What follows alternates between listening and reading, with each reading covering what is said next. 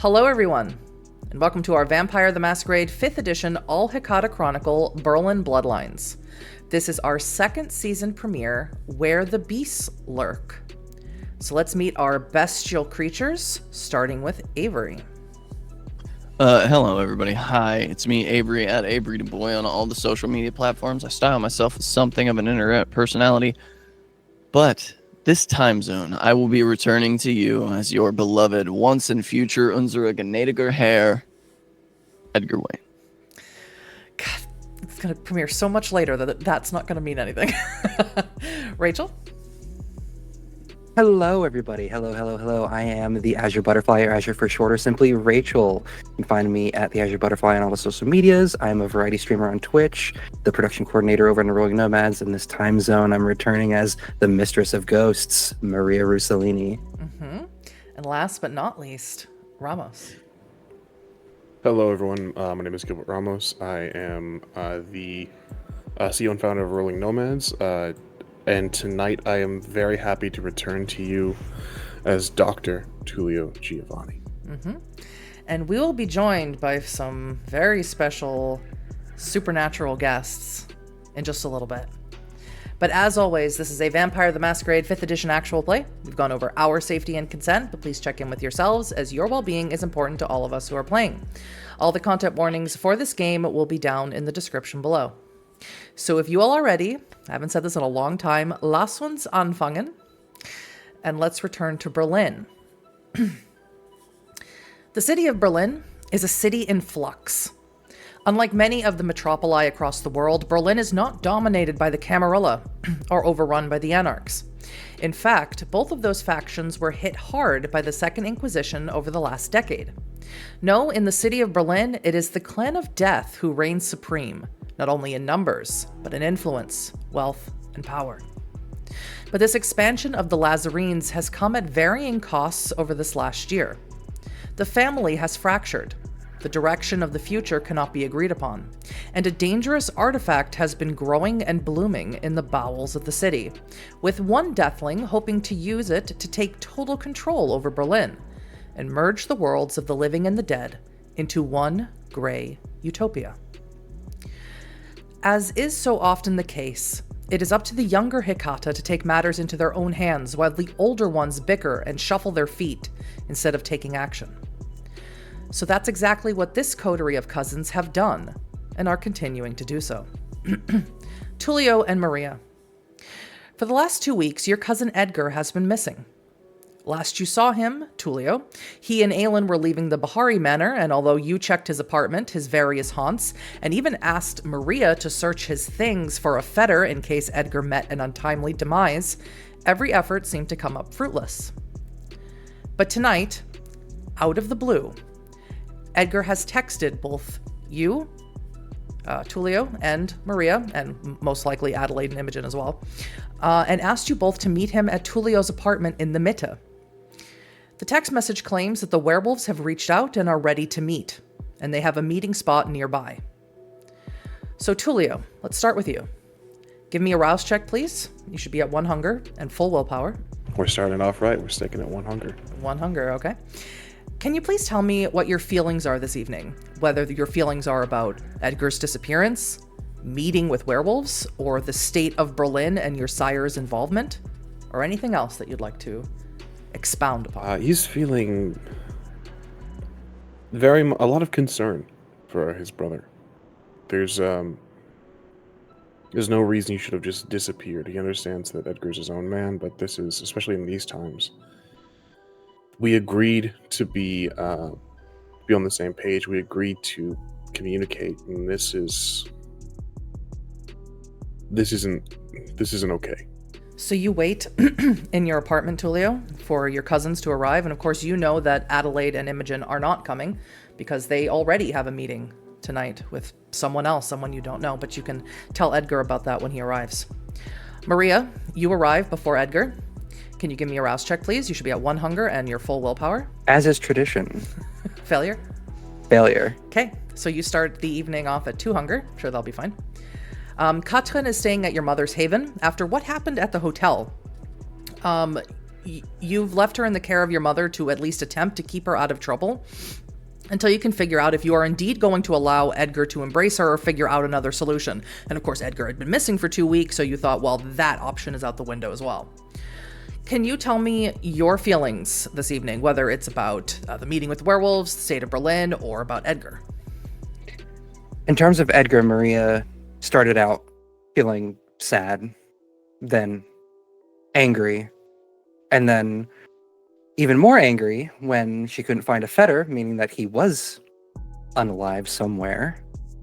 But now she's just kind of indifferent, I think.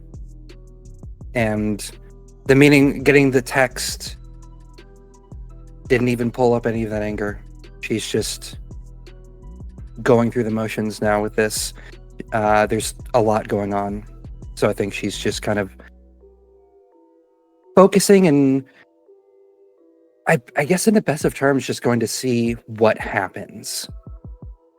And of course, the werewolves were fun last time. So, yeah. I mean, you didn't get to pet that dog, but you didn't get torn to shreds either. So, optimism is important. As you head up the stairs to Tullio's walk-up, Edgar, you arrive quickly afterwards. You don't see Maria, of course. Can I have your rouse check, please? You should be at 1 hunger and full willpower for the evening. Success. We're going to stay at 1. Okay. Can you tell me your feelings, whether about the meeting with the werewolves, the state of Berlin, or about Aelin being with the werewolves? Admittedly, I think that Edgar feels better than he's felt in a while. Like a weight has been lifted from his shoulders, pardon the pun. He's moving in a way that belies the confidence that he's always felt. So many things have been lifted off of him recently. The deaths of both Olivia and perceivedly Osric. In a strange way, letting go of Carla. I think Edgar come to realize in the few short hours that he's been alone that he is fully his own man. And that opens up a world of new possibilities. As you ruminate on this, as you head up the stairs, you see Maria, on the back of her anyway, as you head up the stairs, taking 2 at a time with your extra long legs. And Maria is currently rapping on Tullio's door. Tullio opens it, and the 3 of you see each other. good to see you, Tullio. Good to see you, Maria. Edgar. You're gonna need 2 horses to haul that wagon, cousin. It's good to see you. Where the fuck have you been? What do you mean? Been gone, cousin. Nah. Nah. Hold on. Don't. No. I have no. You've been gone for 2 weeks. Edgar, where the fuck have you been? Given everything that's going on in Berlin right now? Logistically, couldn't tell you. Didn't feel like 2 weeks. I feel like we just left the Bahari Manor. I'm gonna need earlier you to tonight. try, Edgar. Because Because we all agreed to keep up with each other. I mean it. It's like I have no recollection of the time. What happened between then and now? Aelin and I went back to our place, laid down, had a bit of a strange dream experience, but other than that, that's it. I need more details, Edgar, because we all agreed to keep up with one another, and then you disappeared for 2 weeks. It may not have felt like 2 weeks for you, but the world kept turning, Edgar. Berlin moved. Everything kept going. As the world is wont to do. I understand there might be some bitter feelings, but I promise you, I was not anywhere that I was trying to be. I just slept. It's not I was dreaming. Edgar. We were worried about you, and this is the second time this has happened. The last time this happened, you were burned to a fucking crisp. Well, I survived that too, but I don't want to exacerbate the situation. Look, here is the reality of the situation. I slept. You expect me to believe you're in torpor for 2 weeks? I don't have any other answer for you, Tullio. Question. Mm-hmm. When we went to go check on Edgar's apartment, did we get inside?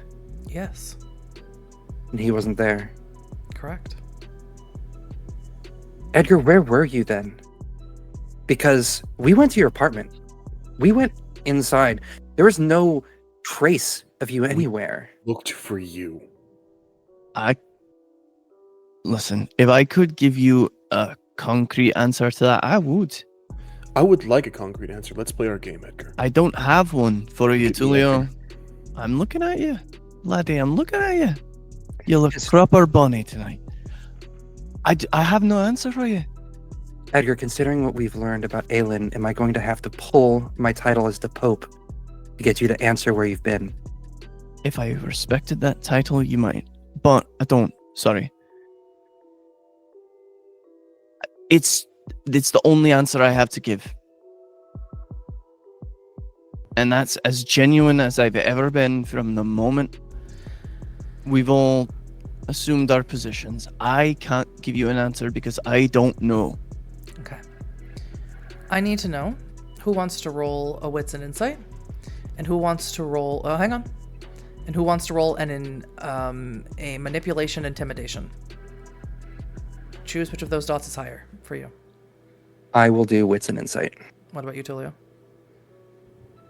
I will also do what's an insight. I'm not here to intimidate. anybody. Okay, composure, subterfuge, Edgar, because you do have much more information about that. Edgar, your roll 6 critical.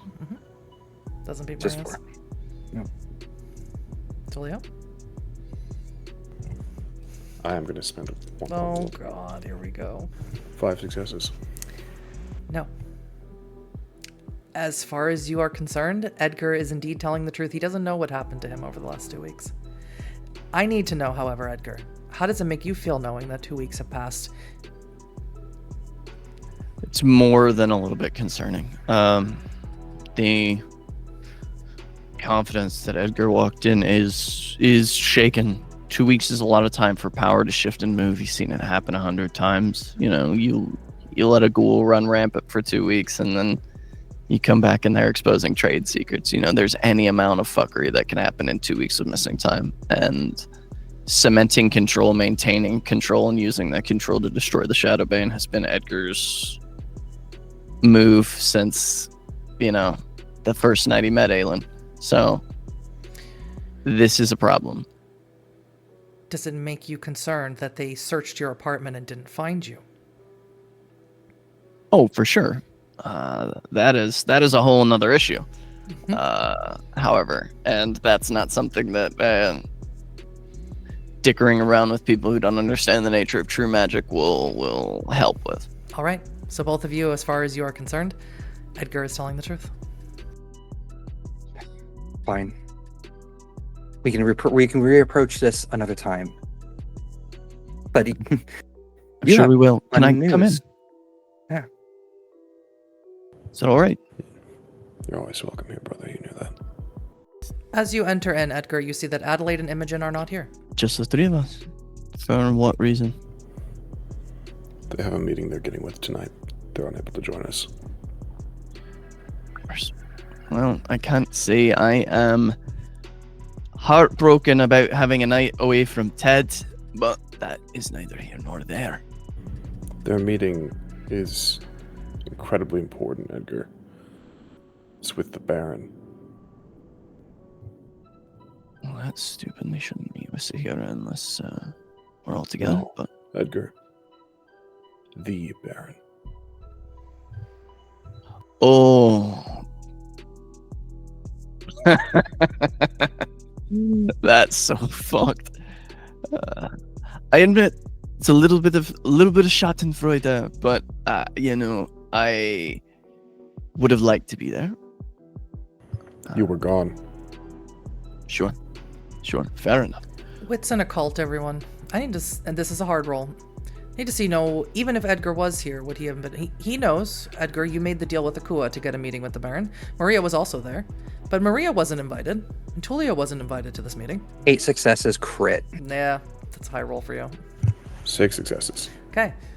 Yes, Edgar, you don't know this, because although you do have blood sorcery, you're not as studied in the occult as Maria is, or unfortunately even as much as Tullio is. You know that the Baron wanted to speak with Adelaide and Imogen, according to your Uncle Akua, because they fit his profile of people he prefers to speak with. That profile being kinslayers. Right. He does enjoy his familiar side. We don't fit the bill. Not quite yet, at least. Is that an Edgar sound? I don't think so. Make of it what you will. It doesn't matter what I make of it. No. We have werewolves to meet. Unfortunately, they have my truck. So if one of you could drive so I can drive my truck back, that'd be great. We can all get into my beetle if you want. Jesus Christ. Tullio, would you mind driving? I think I'm going to. Great. There's nothing wrong with my car. It's a lovely car, Maria. I have 2 questions. One, the meeting place is literally down the block, so you don't have to drive. Of course, you may need a vehicle later. You may not. 2, are you bringing little Edgar? Oh, absolutely. Mm-hmm. He comes with me everywhere. As you're talking about driving, little Edgar comes out of the bedroom, and he has a mango that he's tearing into, and he goes, "Where are we going?" Small trip. And you all hear Tullio start chirping like a lemur. Oh, that's adorable. You're welcome to join us. I would like you to join us, but I will let you know it is going to be quite dangerous. You want me to come? I'm there. That's the way this works. You know, this brings new definition to the idea of a monkey suit. Does he have to come? You know I don't like him. At this moment, I'm not quite fond of him either, but I am happy to see that he's more himself than he has been in a long time. Louisa just talked crap about him all the time, and you know what? I'm choosing to believe all of it. This is your free will, as much as you can have, Edgar. All right, make room. And he sort of starts crawling up your jacket, and he wants to get inside the breast pocket area. Oh, that is just adorable. Where's Kenneth? Out. Fair enough. Do any of you have any sort of servitors that we can bring to this thing or not? Ghouls? Catherine, maybe? I am not bringing Catherine into this right now, not given everything that's happened.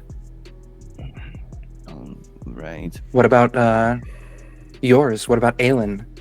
The all-powerful Aelin. Well, she's not my ghoul, and she's not all-powerful. Don't say that to her. Her ego's already big enough. She's with the werewolves already. What? Are you serious? Like the plague. Why is she with the werewolves? Why does it matter to you? Because of what we learned about her, Edgar. You keep saying we concerning my wife quite a bit.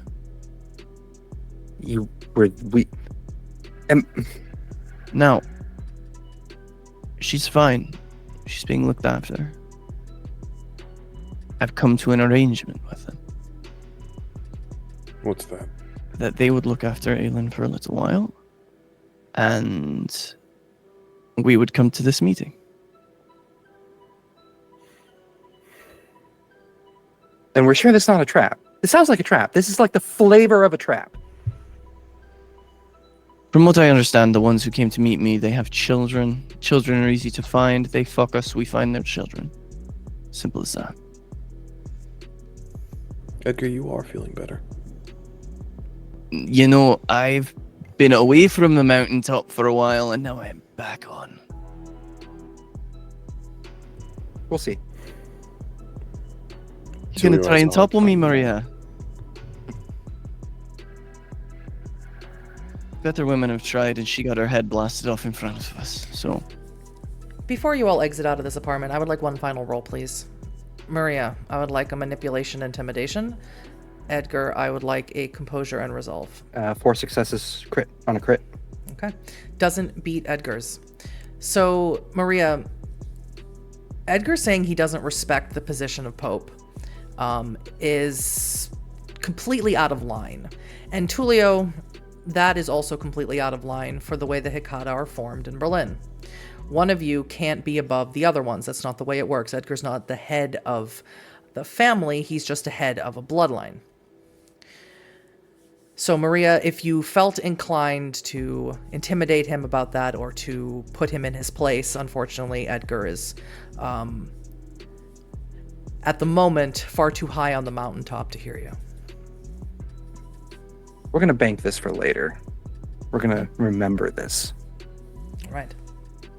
So you all exit out of the of the very modest apartment that you have here in the Mitte, Tullio, with little Edgar inside of your sort of breastcoat pocket. And the place that was given to you, Edgar, that was texted to you by someone who you only know as Walker, is one of the more modern buildings here in Berlin. Now, Tullio, you live in something called an Altbau, or old building. That's just the name of it. This one is more modern, and like most modern architecture, it is efficient and beauty-free. And it looks very ugly. It is just a sort of straight-up tower that's steel-looking on the outside. Very narrow. It is obviously for a lower income, but all the things in the Mitte here kind of are. And you approach the address as it was written to you in your phone, Edgar, and you don't see anybody here, at least not yet. Early bird gets the worm and all that. Perhaps. Or perhaps some sort of ambush. Or they ditched us, fucked with us. And as you say that, Maria, they ditched us, they fuck with us, you hear a voice that 2 of you have met, but Maria not yet. The voice of Strider, as he says, "Oh, come on now. Don't be so sour. All you leeches so dour all the time?" Strider. Comes the territory. Doctor, right? Correct. Dr. Giovanni at your How'd you like that service. art exhibit? Pretty nice, right? It was enlightening, to say the very least. How did you find it? Detailed by a crazy person. Astute observation. And actually, I'm mistaken, Maria. You have met this person before. You met them in the park. This is Strider. He was the only one of the werewolves who introduced themselves. He holds out his hand to you. His hand is perpetually dirty or caked in some sort of dust. It's like, nice to see you again. Good to see you too. And she will take the hand. So we met in that park right over there. Verisimilitude. Am I right? Yeah. Something along those lines, I guess. Good to see you. Holding things together? Always. We are the protectors of Gaia. He looks over at you, Edgar. Long time no see. Yeah, all right. Just a few hours, you know. I was remiss at the lack of your presence. Yeah. My wife took a shine to you. Can't say I see what she sees, though. Your wife's genuine. I think that's what separates the 2 of you. Yeah, it's odd. All I could think about was you threatening my children. Seeing It's red. crazy how that happens. What would be really crazy is if you ever touch them. But, you know, Sure. that's a bridge to cross if we come to it. Mutual assurances being what they are. Why are we here, Strider? Well, we'd like you to meet the Wolves of Berlin. We hear you know about the Shadowbane. We heard there was more of you. The others are preoccupied at the moment. Oh, I'm so sorry that this little meeting take time out of your busy night of drinking blood. Hey, you got 3 of us. Not all of us are at the behest and haste of a war, Strider. Some of us have eternity. Not if the Shadowbane has anything to do with it, or so I've heard. And admittedly, we just have the night, friend. You've got all day. Yeah, some of us have jobs.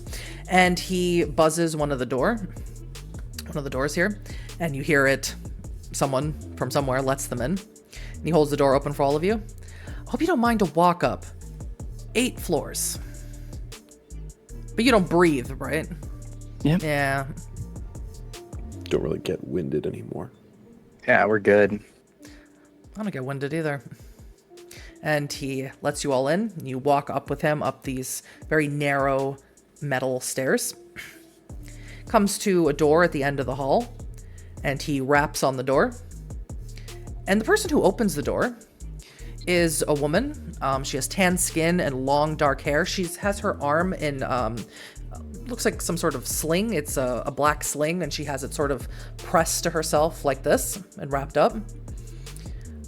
She acknowledges Strider and backs up away from the door. And Strider says, well, guests first. Much obliged. Edgar will walk in. Maria will follow right in, keeping her eyes on the situation. As will Tullio. All right. So as you enter in, this place is extremely small. You think all of these people are living in a studio apartment together. There is some blankets and pillows on the floor. The only thing that's really taking up space in this apartment is a massive refrigerator and a massive workstation with lots of electronic equipment on it. Everything else seems to be very Spartan. Gotta say, this is not what I was expecting. Very, I don't know, I expected you guys to be more outdoorsy types. Yeah, that's why we don't have a lot of shit in here. We're mostly outside. In this room, in addition to the woman with the sling on her arm and Strider, there is a feral dog, wolf, small wolf, on the ground. He is snarling and drooling at the mouth. There's a man with glasses seated at the computer. He hasn't looked up at any of you. And in the corner, on one of these blankets, looks to be a golden retriever. Maria's locking eyes on that golden retriever. I need everyone to make me terror frenzy checks at the sight of the wolf growling at you. I don't need more than 1 success. 6 successes. 7? Also 6 successful. 6 Okay. successes. So, all of you feel your beast rise up in your throat at the sight of this small wolf, but it's not quite so terrifying that you feel the need to run or flee. The woman who was up against the door, who opened the door rather, with the sling on, she leans herself up against the wall. Strider sits on the desk with all the electronic equipment next to the man at the computer. The wolf keeps growling, and none of them say anything. All of them, except the man at the computer, is looking at you, and the golden retriever in the corner appears to be sleeping. What do you want? The man at the computer speaks up, and he says, Edgar Waite, born Fionloch Duncern. Good, you did your research on me. Maria Rossellini. Tullio Giovanni. Doctor. And who might you be? You can call me Walker. Texas Pleasure, Ranger? Walker, Quentin's Walker. That's a good joke. I didn't know leeches could be funny. Well, you learn something new every day, don't you? This is going to go by much easier if we drop the species nonsense. So, can we get to business, or are we too prejudiced for that? Don't you have eternity? Yes, but I would Should like go. to make this tidy quickly. Okay. Tell us about the Shadowbane. What do you want to know? Everything. And don't lie, or we will kill you. You'll try. Interesting setup for a meeting, don't you think? We agreed on a mutual exchange of information, sort of kinship, and yet here we are being threatened. You know, my brother does bring up a good point. Is this a business meeting or is this extortion? You all watch the golden retriever at the end of the room sort of stand up, shakily legged, and stretch. And as soon as that dog does so, everyone is quiet. Walker stops talking. He stops typing on the computer and sort of turns his chair to acknowledge the dog. They all do. They all acknowledge the dog. And you watch the dog transform themselves, slowly at first, stand up like it's a trick into a woman. She is completely nude. She has long, dark hair. She looks very similar to the woman at your apartment, Edgar. Tiara. But it's not Tiara. She is missing an eye. It's completely cloudy and white. There's a huge scar mark over it. And she says, "This is not extortion. My sister has your wife. We are protecting her. My pack doesn't like leeches. You'll have to forgive them for their prickliness. We want to destroy the Shadowbane. It's a danger to Berlin. Our purpose here is to destroy things that are endangering Gaia. Please tell us about the Shadowbane." Fortunately for all of us, we're on the same page. Shadowbane has to go. We don't want to hear. We have plans in place to deal with it. Now, as per, what was it, Walker's question? It's a relic of immense power tied to the bloodline of the Clan of Death. Its mastery or destruction, I postulate, must be done at the hands of one of us. The former golden retriever begins pulling on clothes. She says, "Do you believe that it is not something that we can destroy? We, meaning werewolves." Doing so just kicks the can down the road. Essentially so. All right. Perhaps better introductions are required. You can call me Talia or Fang, whichever you prefer. Any relation to Tiara? I already said she's my sister. Must have missed that bit. I like her. She's candid. I can appreciate that. It's a familial trait.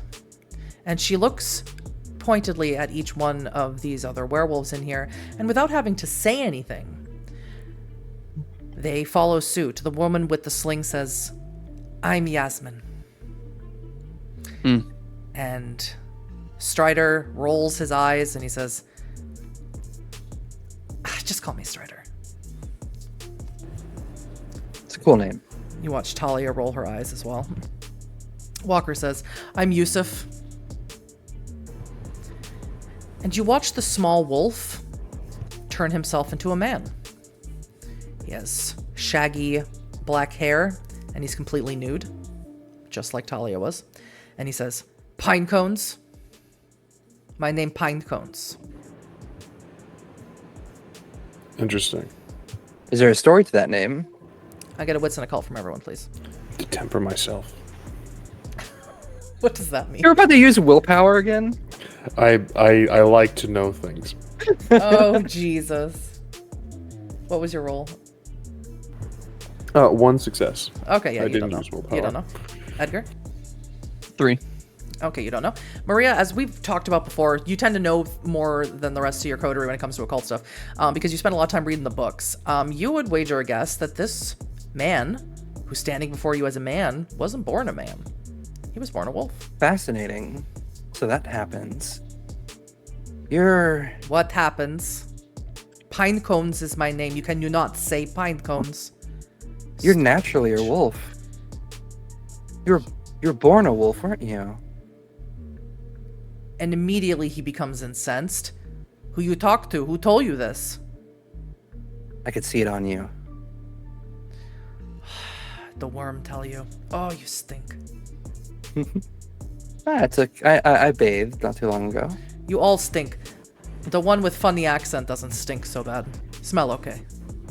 To be fair, it smells like a room full of wet dog in here. But if we're going to tuck prejudice aside... I will eat your monkey.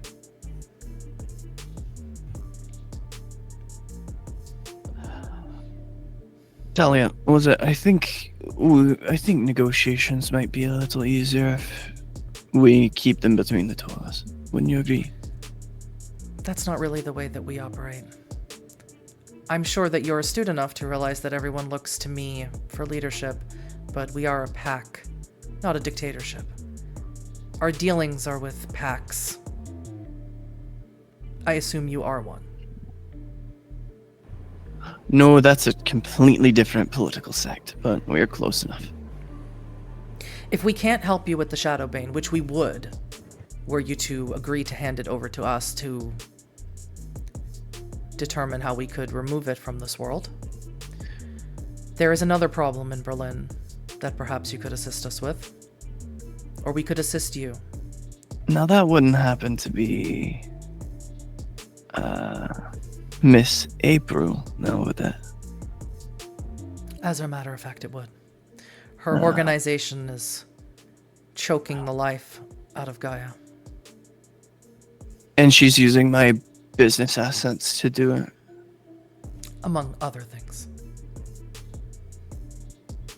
In this cause, we have great need for alignment, I would say.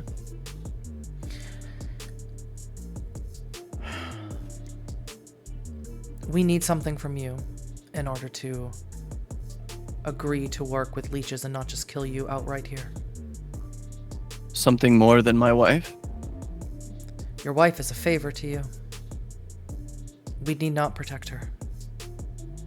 And yet you do. My father had a great respect for what she is. A dream walker, he called her. Seems accurate. Unfortunately, you can't ask him about exactly what he meant by that, as he's no longer with us. My condolences. Thank you. Someone at our place of residence is very ill. Very, very ill. She was harmed by a creature not of this, let's say, realm. Can you be more specific? Yes, do tell. It is difficult. She was harmed by a spirit made manifest from the Umbra. I know a thing or two about spirits. You could say. This was a creature with the ability to warp reality around itself and swallow everything whole. That's exceptionally dangerous. Welcome to the life of a Garu. I think I can see where this conversation is going. We have the ability to heal ourselves magnificently. Unless you cut off our head, we really can't die. Good to know. However, this creature, when it wounds us, it doesn't allow us to use our preternatural healing abilities. She has to heal mundanely, and we are not equipped to understand exactly what is wrong with her. And I'm sure you understand. You must have some rules about keeping humans away from what you are. We can't risk taking her to a hospital. We are not sure what the doctors would see. And you can guarantee our safety while we take care of her. Yes. Does she mean that? What's an insight? Specialty in truths? Yep. I get to pull out werewolf dice. She said, hee hee hee hee hee. 9 successes. With a crit. Ah, Yeah, she got 9 with a crit. Oh, she's telling the truth. great. Well done. It seems like time is of the essence for this sort of thing. Don't you have a saying in the medical sphere, Doctor? There's quite a few. There is one caveat to you going. However, I'm sorry, I'm not interested in your medical jargon. I'm only interested in if you can heal. I need to put blindfolds on you and we need to drive you there. Well, I'm glad one of you is excited. And when you depart, you will also be blindfolded and driven away.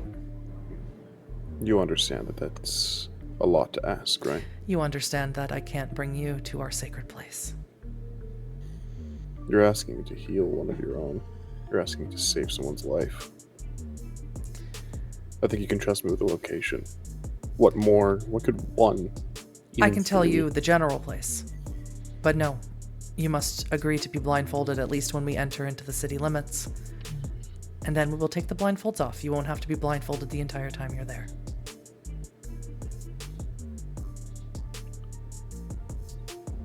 I'm not gonna lie to you, Tullio. I don't like it. I don't imagine that you would. The location is in Potsdam. Now, here's my question for you, Tullio. It sounds like this is a unique situation. It's an individual that needs medical assistance. Can't go anywhere else. What's to stop us from saying no if we don't agree to these terms? Could you repeat your question? I don't think I understand your meaning.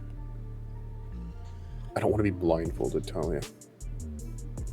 That's what it comes down to. Now, if I say no, you're left without a healer. You're left without a doctor. You lose. We do. Are you And going we will have to it? accept that Cascada will die. We will no longer be your allies. This is more about the protection of your home, whatever you call it. Cairn, I believe the word was. A word you should be familiar with, given your accent. I am. Tullio, I think we need to show a little bit of goodwill here. We haven't been shown any, Edgar. But the I what believe they his see is- wife would beg to differ. I believe you'll be pleased with where she is and how she is being taken care of. You see how creaky the gear is. It's the creaky gear that needs the oil. We've been more than accommodating. Seems as if that's not enough for our friends here. So they need a little bit more. So sometimes you just have to grease a whiny wheel from time to time. Never liked that part of business, Edgar. You know that. Well, that's the reason I'm better at it than you. I don't need my eyes to do what I do. So, Speaking of eyes, before we leave or not, who has Sense the Unseen? I believe Maria and Edgar do. Let's turn it on. Just for fun. And Edgar knows Potsdam is where Tullio's from. Tullio's from. Edgar was going to look to Walker and see, since he called us all by name, to see if he knew that that's Yeah. where Tullio was from. Yeah. Make that wits and insight roll. Yeah. Oh, yeah. He definitely knows. He knows where you're all from. You're fairly certain that if you asked him to, he would start reciting out your family tree, where you were born, who your best friend was growing up. You would have seen him actually reaching into the computer. His hand reaches into it. So Maria and Edgar, you turn on Sense the Unseen, those werewolves. You see that in this room are spirits, unlike spirits you've ever seen before. These are natural spirits, nature spirits, animalistic spirits. You see next to Talia, soaring above her head in concentric circles, is a falcon. Next to Pine Cones is a mythical creature, a griffin. He takes up the majority of this room. Next to Walker is a spider, a massive spider that hangs above his head. Next to Yasmin, there is a thundercloud that seems to be enveloped all around her. And by Strider, an owl perches on his shoulder. If there was ever a question whether or not whether the werewolves believe they are warriors of the earth is their own prerogative. But if there was a question that they indeed, in fact, are supported by the spirits of the earth, well, there's no question now. Edgar will look to the man who was once a little wolf. There are many depictions of griffins where I come from. He immediately turns to Walker and begins speaking in some guttural language. And you heard this language before, Edgar. You heard Tiara and Strider speaking to each other in this language. And Walker just holds up his hand. Some of them have this ability to pierce the veil. They can see umbral. It's like penumbral senses, but it's not quite as good as ours. just gonna look to Talia and say, "It's a beautiful falcon." I don't like that. You can see him. I can see all of them. That's very disturbing. I don't like that at all. What do they think about it? Are you asking what our spirits think about you being able to see them? Just so. Our spirits are telling me that you are filled with the taint of the worm and should be eradicated from the face of the earth. However, common enemies and all. The enemy of my enemy. Stuff like that. Means to an end. I would like to think we could get closer than that. Wouldn't be natural, Edgar. Since when does anything we do be natural? I wouldn't go that far, Dr. Giovanni. But I'm afraid you would be quite disappointed. I heard years back that there was a sept in the Black Forest. I think the sept. A sept? Is that the right word? I had to dig really deep for that one. I'm going to stop whatever story this is going to be and encourage you, in a room full of werewolves, and especially when you go to the sacred place, that you do not use our words or speak to us of our kind. Fair enough. To mully down to the point,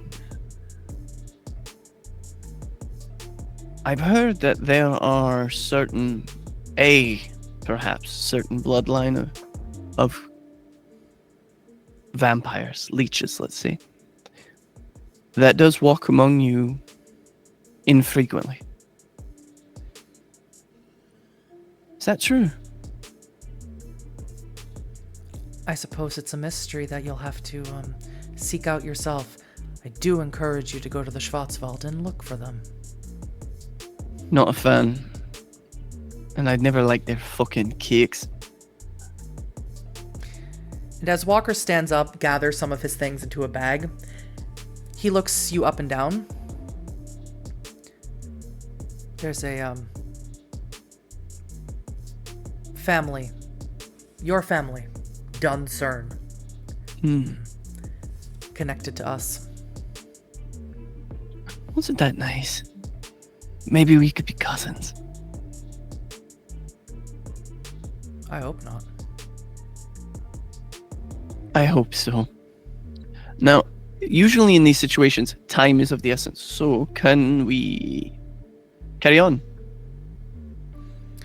They all start walking out. They don't acknowledge you. This is weird, Edgar. You're very used to commanding the presence of a room. Tullio as well. You're used to getting some sort of respect, some sort of something from them. But they seem they seem to be very above you. That they do not care about you. And you all get the feeling that if at any moment they decided to just say fuck it, they could turn into monsters and kill you all. That they are holding themselves back. And even when Walker got very close to you, even Walker, the dude with the glasses sitting at the computer, Edgar, you could feel the rage boiling off of them, even though he looks like a fucking nerd. You all start heading down the stairs, and they lead you to a nondescript white van. Everyone piles in. At this point, as you were going down the stairs, Pinecones has become a little wolf again. Talia has remained her own form. And Walker sort of waits and holds the large sliding door open for all of you. And he hands each of you a blindfold. Going off of the honor system, even though we're all going to be staring at you, you can put your own blindfold on, I'm sure. Oh, where's the fun in that? If you will. You're the only one, even though you stink to high heavens, at least you're not annoying. Oh, come on now. I thought we'd built a rapport, you and I. Walker ignores you or Yusuf, as he said, and hands you a blindfold, Tullio. Doctor? I have a dumb question, Huddy. Yeah. He also hands you a smaller blindfold for your lemur. Yeah.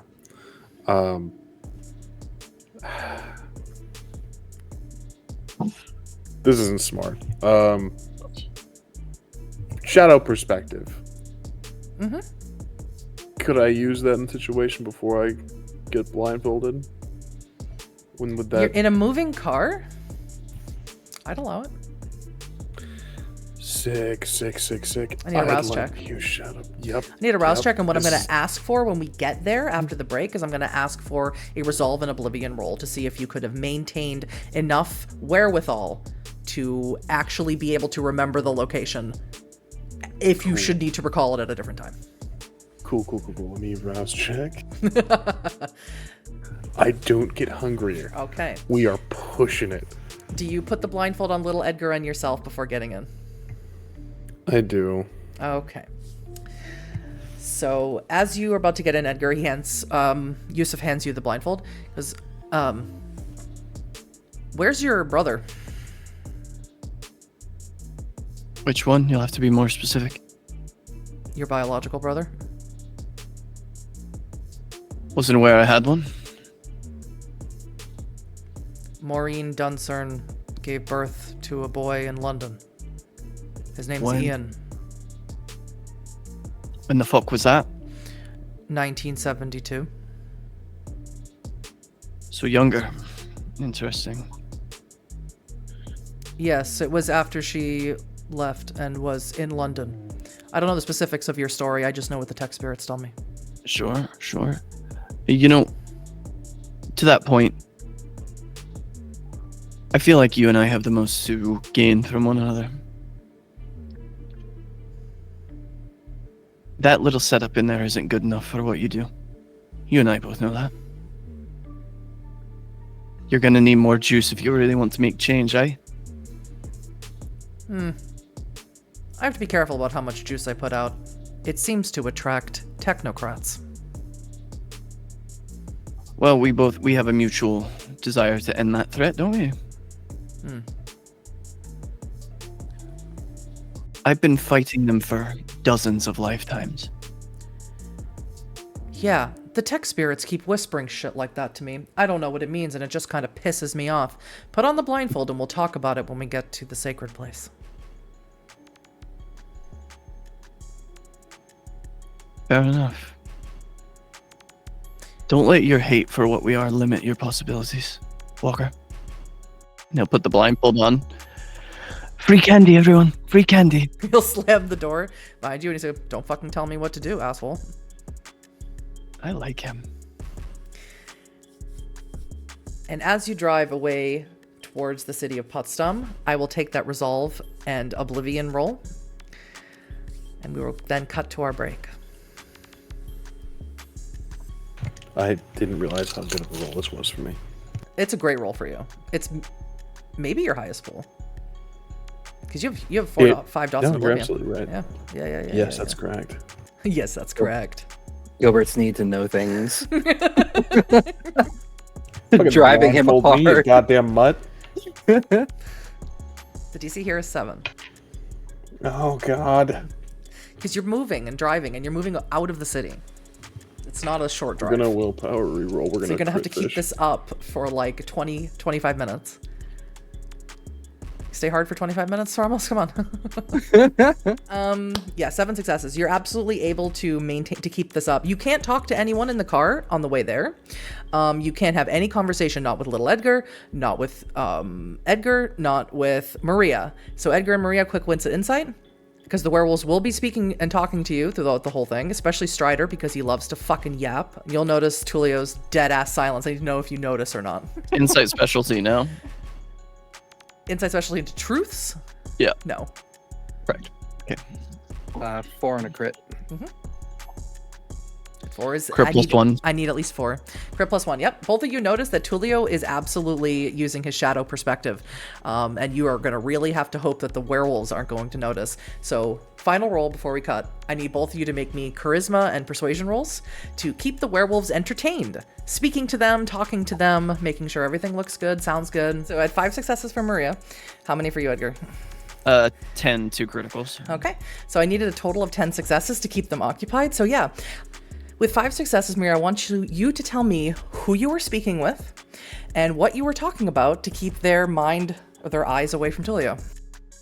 I want to talk to Talia about, the fact that she's a golden retriever. I think that's really cute, really cool, really demure. So would you say that you were annoying her by asking different questions about what it's like to be a golden retriever? Would you maybe have insinuated that she was born a golden retriever? So you're a golden retriever. You're not a wolf. Is that what's the difference between that? Like, what's going on there? That's kind of cool. That's kind of unique. Do you have to eat a raw egg to keep your fur shiny? So that's what. So Tullio, you do hear these things. So that's what Maria is doing. And if Maria doing that doesn't make it obvious to you that she knows you're using shadow perspective, nothing else will. Edgar, who are you speaking with, and what is the conversation you're having? Edgar is engaging anyone who will listen to him about literally nothing. I need a preview of the conversation. I always wondered about you animal kin. It always just sort of really captured the part of my country's mythology that I was just obsessed with. And furthermore, and to the point, I wonder, are there more of you? Like, are there like people who could turn into, like, I don't know, dolphins, or what about mermaids? Do you guys know any mermaids? Like, just go. Do you know any mermaids? Okay, so that is the conversation as you speed away. 25 minutes is that conversation, all the way to Potsdam. And that is where we will take our break before we get to the Mons Sept. Hello, everyone. Welcome back from our break. We're joined, to see we're not alone with the vampires anymore. We're joined by a couple of werewolves. So let's introduce them. Start off with Az. Hello, everybody. I'm Az, or as I was on the social media, because I think I'm funny. And today I will be playing everyone's favorite Ragabash, Timber, shakes the trees of the Red Talons. Mm-hmm. And Luna. Hi, I'm Luna, or druidbynight. You can find me at druidbynight on Blue Sky, TikTok, and Twitch. And this time zone, I will be playing Lorelei Savage Wind, best pack leader, Black Fury Theurge. Yes. Right, so you and Timber and Hardrain, Crackteeth, and Tiara are all waiting outside of the cairn. You're waiting because Walker has told you that they're having the meeting with the leeches and that they'll be bringing them back to the cairn because one of them is a doctor who will supposedly be helping heal Cascada, who is actively dying. Elias and Marcus decided not to be here. Elias, because he thinks that if Cascada dies, he might freak out and kill everyone.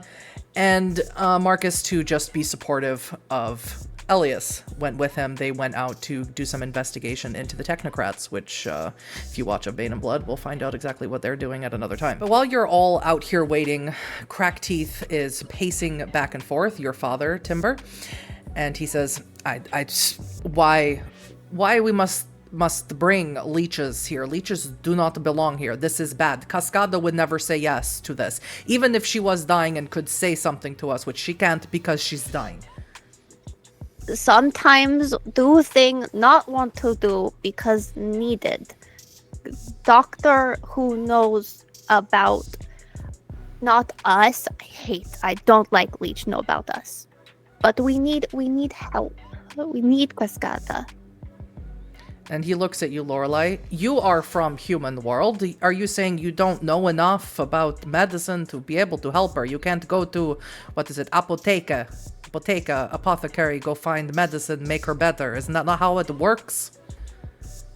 I couldn't heal her with my gifts. We can't take her to a regular doctor. I think this is our best bet. I don't like that Wormfoe leaves. If anything should happen, we need Wormfoe. He is our battle leader. Timber is here to support brother Elias. That is why Timber here. Are you saying you are Wormfoe while Wormfoe gone? Timber will take care of it if needed. And he sort of thwaps Lorelei on the shoulder. My daughter, Wormfoe. Yeah, look at that. The car pulls up, the nondescript white van. Before we get to the leeches, though, Hardrain is here. Timber and Lorelei, wits insight, please. Get out your werewolf dice, kids. Oh my god, it's time. It's finally time. Lorelei, add your dots in wisdom for penumbral senses. Okay. This is going to be hard on my brain because I'm doing 2 systems. Kill me now. Not to make it harder, what rage am I at? Both of you are at 1. Okay. Oh, Let's throw Hunter in there. Let's get weird. You know I would. You know I fucking would. Aylin's there. Throw mage in. Fuck it. 5 successes. So 9 on a crit, all Mhm. successes on all my dice. All right. So, yeah, Timber, you notice that Hardrain is acting weird. She's here because she has to be, but she keeps looking back at the cabin where that woman is, the sparkly woman, the woman that Tiara and Finley brought back, Moorwalker brought back. You don't know much about her, except she's special woman. And she keeps looking back at the cabin. Lorelei, with your penumbral senses, you see that the aura around Hardrain is strange. It's golden for some reason. She's shimmering. You alright, Hardrain? Yes, Hardrain just wants to check on the woman. She shouldn't be alone. She needs protector. Sparkle Woman is fine. You only right there. No, she's not fine. No, you don't understand. You don't know. She's sad. She's crying. Heartbrain fast. No problem to get to Sparkle Woman from right here. No we one- have duty to Cairn. Yes, duty to Karen. Yes, and when this is over, then I go back. I go back and I protect her. She's sad. She's sad. I want to make her not sad. I don't know how. I can't. I don't know how. Bring rabbit. She no eat. She no eat food. She no drink water. She don't speak. Well, she speaks a little bit to me. I hear her voice sometimes talking to me, telling me things. Like, Is what? not Sparkle Woman asleep? Rain? What are you talking about? She's dreaming. She's dreaming. She speaks to me in the dream. When I sleep near her, she speaks to me. What does she say? She tells me that she wants to wake up, that she has things to do, that she wants to make everything right again, good again. Right. Timber does not like that. Well, I don't really care because I don't have. She told me that she can make pack right again. She can bring back my pack. She say that to me when I dream, and so if she says she can, then maybe she can, and I will protect her, keep her safe, and maybe she'll wake up, and then Hardrain will have pack again, and they will not be dead anymore. Heartbrain, and Timber's gonna kind of go up to her and put her head on her shoulder. That's not how that is not how Gaia does this. And Hardrain sort of slumps you off. You have pack, Timber. Don't pretend like you understand. Timber might not understand some things, but Timber understands this. And Hardrain points. They're here. They have come. They're here. They're here now. So, like, can more werewolves turn into, like, dog-like creatures, too? That's so cool. That's still, like, mind-blowing to me. Like, how many werewolves could be in the city that we don't know? Can you be a husky? Can you be a pit bull? Yeah. Can you be a chihuahua? Yeah. And this is the conversation here. Edgar, what are you talking about as Strider sort of like pushes his way to get the fuck out of the scar? And I've always been sort of curious about the nature of, sort of the metaphysic around all of it. Like, do you feel your bones move when you change? And like, what's that sort of like? I've always, there are vampires that can, change the way their flesh and bones are. And Pinecones comes out of the car. He has turned himself back into a human in the car, and he points his finger at you. Shut up! All the time. 25 minutes. good at it. It's got a lot to talk about. Tullio, you know exactly where you are. Of course, you've been in Potsdam before. You were born here, and you grew up here. And you know exactly how to get here. You know exactly where this is. Pinecones runs over. He's completely in the nude, but he runs over to you, Timber, and he says, "Little sister!" Brother! How was right? They make many noise. Talk. All the time talk. And they stink. The whole ride stink. We had all the windows down and still stink terrible. like Timber's gonna sniff around his face. Ugh. Mhm. You need to be in creek. Yes, I go. And he races off further into the woods. Talia, Walker, Yasmin, Yusuf, they sort of walk you out, and you see there's a bunch of people here. Not a lot. Edgar, you recognize Tiara standing here. And something you didn't notice when you were speaking to her in the room, because she was wearing a very flowy dress at the time in your apartment. She's wearing something a little more tight-fitting here. You see that she's pregnant. And you don't see any children here, however. Not at the moment, anyway. Edgar will approach Tiara and hold both of his hands out for hers. She takes them a little trepidatiously. I'm envious of your blessing. I didn't notice before, I'm sorry. I would have never said... would have never made the mistake of speaking about your children would I have known. Forgive me. It was uncouth and it was uncalled for. Well, thank you for the apology. And she speaks. She sounds so much like Talia. They sound extremely similar. It's, was new. And also I didn't know you, so I didn't think to mention it. Do you have a name? No. Not until they're born. Is that common for your kind? It was my mother's tradition. Well,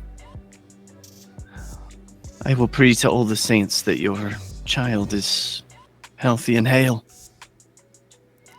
Thank you. And she looks over at Crackteeth, who is seething at these leeches being here. And Crackteeth pushes you forward, Timber, and sort of pushes you forward, Lorelei. And Crackteeth doesn't offer to tell you who he is, but he says, "This is our warlord, my daughter. This is her leader. You speak with them." Pleasure to meet you both. I'm Maria. Look them, kind of size everyone up. Timber does step forward and sniffs at each of them. Maria and Tullio, and of course you could smell this as well, Lorelei, smell extremely strongly of the worm. They smell extremely strongly of taint. You can smell the rot in them. It's almost overwhelming. However, the one who was speaking with Tiara, he smells sort of like Renata in the sense where he's not heavily affected by the taint. He's almost human. And you see that he looks different than the other two. He has a blush to his cheeks. He seems to be breathing slightly. Be polite, Edgar. Say hello. I will gesture to my lemur. Oh, you have a pet. That's cute. When the lemur speaks, you can understand him. And he says, "Oh, I don't know if we should be here, boss. These guys are the real deal. They're super serious." And I will, not knowing that they can understand Edgar in his chittering, reply, I mean, how serious can they be? Have you seen their warlord? Their leader? They might not be too happy if they can sense that your blood's in my body. I think that might make them cranky. Do you have Totally something dangerous. to say about our warlord and our leader, Leech? And when you speak to little Edgar in your chirping voice, they can understand you as well. Fascinating. We're here for a very specific purpose. One that is, as I've been told, quite time sensitive. So perhaps we should get to brass tacks while my brother here takes care of your pop star, Cascada, right? I don't know anything about your brass tacks there. But yeah, you're here to take care of something. And have fucking manners. I would expect so in due kind then. You're the leader here. Aye. I am. You can call me Lorelei. Lorelei. Let's take a walk. No code name? No little moniker? No, we're in their house. They should feel safe. It's fine. Let's take a walk. Sure. You call yourself doctor. I do. What do you call yourself? Hungry. Oh, I really like her. Can I have Yep. sentient scene activated this time? Oh God, thank God. I was hoping someone would say so. Wits and awareness. Anyone who has sense the unseen, wits and awareness. Please add your dots and aspects. Make me a wits and awareness, wits and insight, Tullio. 6 successes on a crit. 9 resting bestial. Okay, not a bestial. Start with Edgar. Edgar, you turn on sense the unseen, and you're only able to keep it on for a short amount of time because this place is spiritual. That's putting it mildly. This place pulses with spiritual energy that is almost overwhelming. You see here many, many animal spirits. You see that the center, the tree at the center, is some sort of furcus of some kind that is extraordinarily powerful. It's more powerful than any that you've ever seen. You also see that there are spirits here, dead spirits here. And Maria, how many did you roll? It was a 6 on a crit. Okay, you see all this as well, so just roll through. There are 3 deceased people here, but with 9 successes, Edgar, you see one of the cabins is glowing just like Aelin's glow. I'll make a Tullio, note. what did you roll? Only 2 successes. With 2 successes, the only thing that you notice with your mundane scent is sight, is that this place is obviously a place where they live. You can see a cantina. You can smell food having been cooked recently. You also see remnants of children's toys. My God, you think there's children here among these beasts? You keep your young here. Not a wise course of action for conversation, Tullio.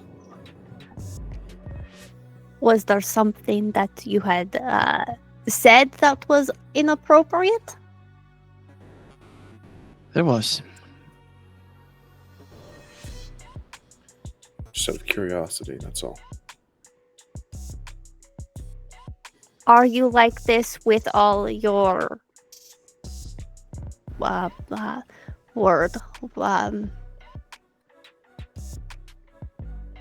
victim is not the right word. The people fix as doctor. Patience. Patience. Are you like this with all your patients, Doctor? To a degree, yes. You have to be candid, but also kind. We teach you that in medical school. And timely. Wits insight, wits occult for my vampires, please. Whichever's higher for you. Unsurprisingly, wits occult. Truths for insight? Nope. Yeah, you know. Nope. Or should mention with sense the unseen active for those of you who have it, 7 or 6. You see with Lorelei, you see a griffin with timber, as you have seen before, with pine cones. But standing next to Lorelei is a woman completely in the nude, dripping, soaking wet with a massive sword. Your cult roll? My occult roll? Mm-hmm. Oh, it was 4. 4. Tullio? Did 2 again. Oh, 2. Oh, God, okay. Timber seems to speak with a different cadence depending on who she's talking to and what she's speaking about.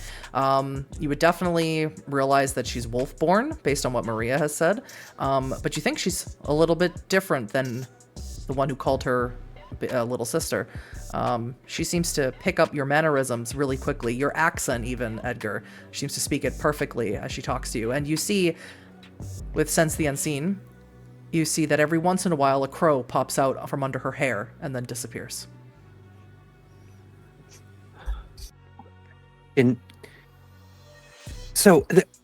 Most of y'all here have animal spirits around you, but you, the leader, I'm sorry, what was your name one more time?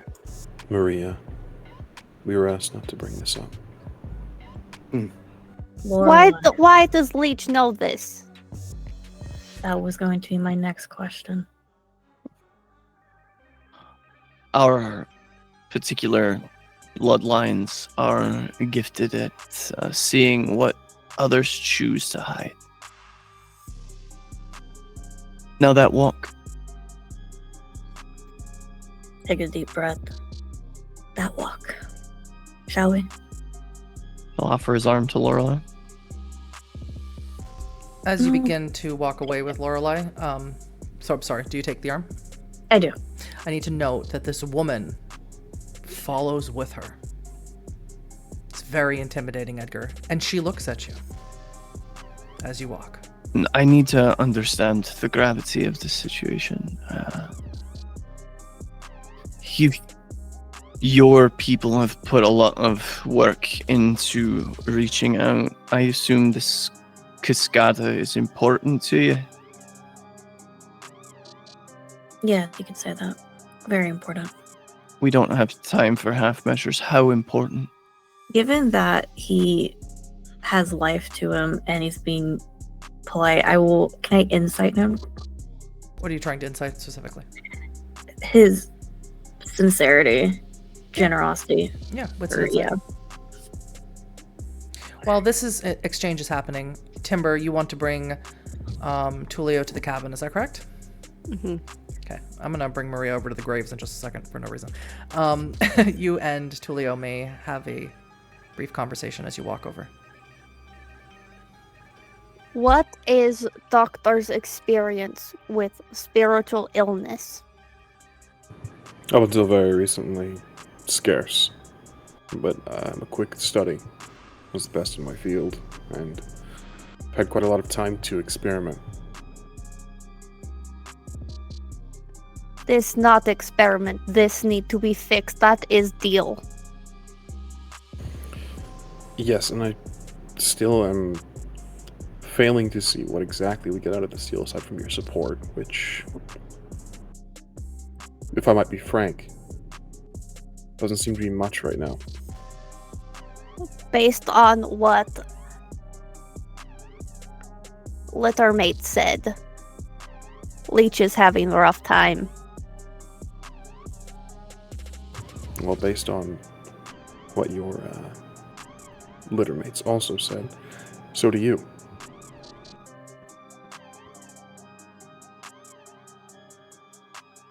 Mutually assured destruction.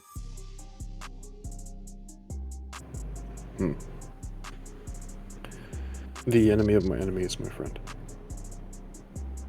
That's stupid saying. Still enemy, just work together. Kill each other later, then.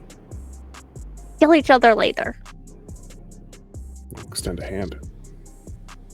And Timber will reach out her hand. Does he have any sort of jewelry, watches, anything on? He does. He has extensive amount of rings and expensive watch. Yeah.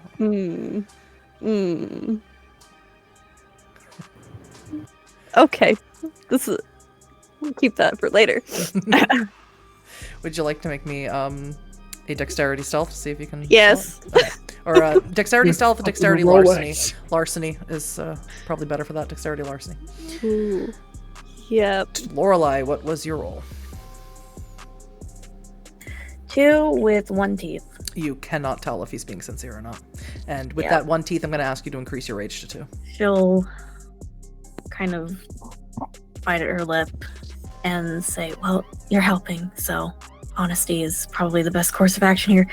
She's our actual leader. I just run the pack that Timber and I are in. I figured with the asset expenditure, it only made sense. And no offense, with your youth, that was hard to put together. Though I have been led to understand that you will live incredibly short lives.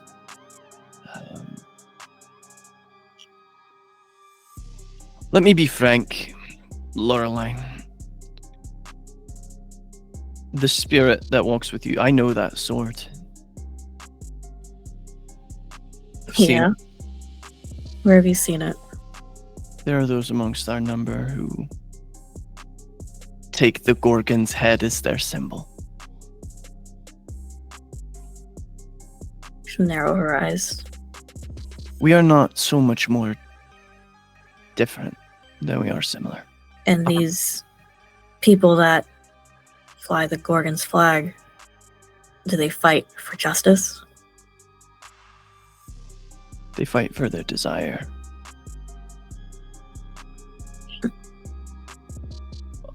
Although, you look like you know something about desire. What would you know about me? Edgar will look her up and down. Would assume you grew up with some kind of money, relative privilege. It's in the way you walk. You walk with your shoulders up. I would hazard guess. Mother maybe had a failed marriage or two. Father was a prick. Edgar, wits and insight, please. No, your specialty doesn't count here. Maria, you watch the other two members of your coterie head off in different directions, and you're standing there, and you're sort of in a degree of splendor, because this place is like anything you've ever seen before. But your eyes do fall upon three figures who are standing by graves, you think? They're not graves that you're familiar with. They don't look like graves that you would see around Berlin, but they appear to be. And it's two women and one man. And they're golden, but they have these stripes that are not super thick and dense, but they're visible. It's almost like they're scars on them. Sort of like what you saw in Giancarlo, but these seem to have been healed in some way. Fascinating. She's saying that out loud. Eyes narrow. She looks at them. Is there anybody watching Maria that's not a spirit? No. Okay, perfect. Maria is going to move on up to them. Because Crackteeth has returned back to Cascada, Tiara is watching Lorelei and Edgar walk away, and Hard Rain has left to go back to Aylin's cabin. So you walk. Yeah, no, we're going right up there. Yeah, you approach these three spirits. Like I said, it's two women and one man. They're a little golden. You've never seen a wraith quite like this. It's not a regular wraith. You're not quite sure what this is. They have this certain things about them that are wraiths, so you can tell that they are wraiths, but they're different than any wraith that you've come across. And they see that you see them, and they say, "Oh, hello." Most people can't see us, are they? Not since we've passed over." How long ago was that? May I ask, if you don't mind me asking? I know it can be a sensitive subject. Time doesn't work the way that it used to. A few weeks, I think. Maybe a little bit longer. And these, she's going to reach a hand up and pseudo stroke at one of the streaks, one of the scars. Where did these come from, I might ask? We don't know. When we died, they were here.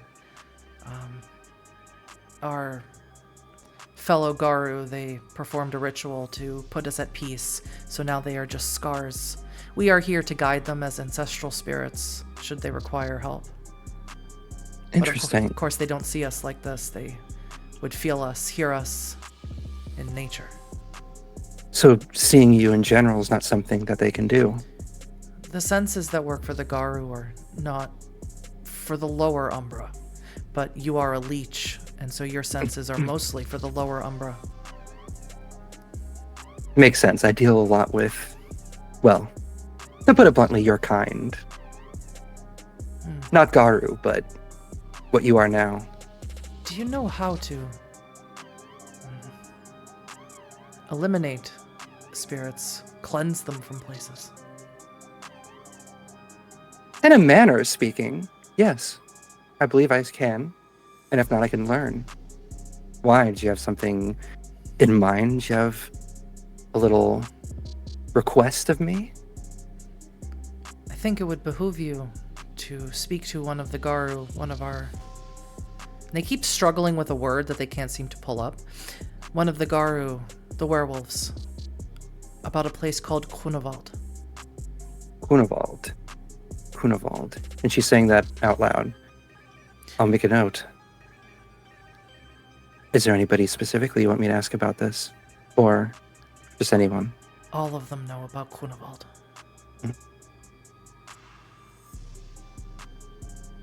Did you want to stay here? We want to be here, yes. We are here to help, should they need us. But the ones at Kunavald are trapped in a passion play they can't escape. And they don't know how to help them. Is this linked to the Shadowbane? I don't know. Timber and Tullio, you enter into the cabin where Cascada is. It smells in here, Tullio. They don't understand because they never have had to care for themselves as human beings. Nothing is cleaned properly, nothing is sanitized. It smells of rot in here horrifically. You can even see cracked teeth in here with bare hands, unwashed, attempting to change the bandage around this woman's waist. Stop. Just stop. And your father stands up immediately, incensed, and you can tell he's going to start screaming at this leech. Why stop? Change bandage. It's not right. And I will set. I imagine I would have brought my medical bag. Yes. Yes. I don't have enough alcohol or anything to cleanse this area, but I will set it down and begin fishing around. This place is filthy. Have you never, in your lives, had to deal with mortal wounds with normal wounds? The bandage is filthy. You're going to get it infected. That's probably why she's dying. No. We boil water, change bandage, and then it heals. That's how it works. Timber's gonna pull up her shirt where the Black Spiral Dancer bitter, where it healed, and it's just all scarred over. Just heals. Just heals. My wounds also just heal, but you still need to. The way this was explained to me, this is not a normal wound for you. This has to be dealt with as if she was human, as if she had no wolf. So therefore the area needs to be cleaned. Remove the bandages, please, before you make things worse. I know you don't like me. I know you don't want me here, but I do take my practice very seriously. Are we really going to do this, daughter? Are we really going to let him touch her? We need Cascada for Elias to promised pack brother that Cascada live and You not are heal. young. You'd never heard of Abomination. What if he tries to make her like one? If happens, Timber will kill him. We will all kill him. And then he turns to you as if they're speaking in like wah, wah, wah, at each other. You don't even understand what they're saying. But he turns to you and he says, then you fix her and you do it fast. I intend to. I Right. will remove my jacket and roll my sleeves up. All right. What does Leech... What do you need, Doc? First, we need to clean the area. That is the paramount first step. This is not optimal for any type of healing I can do. Looking at this woman, does she look like she might need like full-on surgery? Am I going to be performing surgery in a shack? Well, let's find out. We're going to start first with a wits and medicine, as you will clean the wounds and remove the bandage. We'll move back over to Edgar and Lorelei. I just want to interject very, very quickly. You've called crooked paw cracked teeth several times now. Oh, I'm so sorry. I'm No, so you're good. sorry.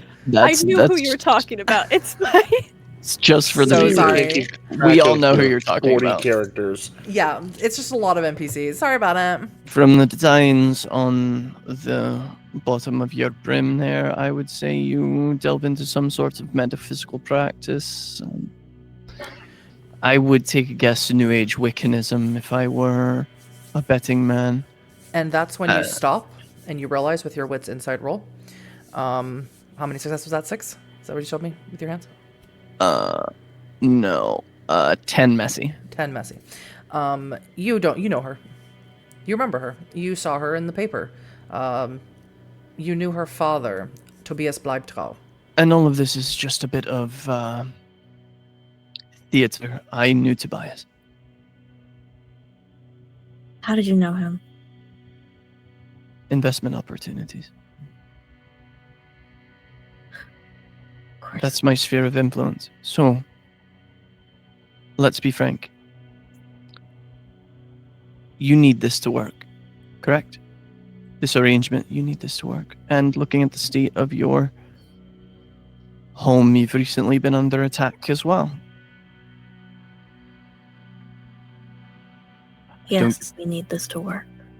I don't get the feeling that your people are particularly adept at gathering capital either.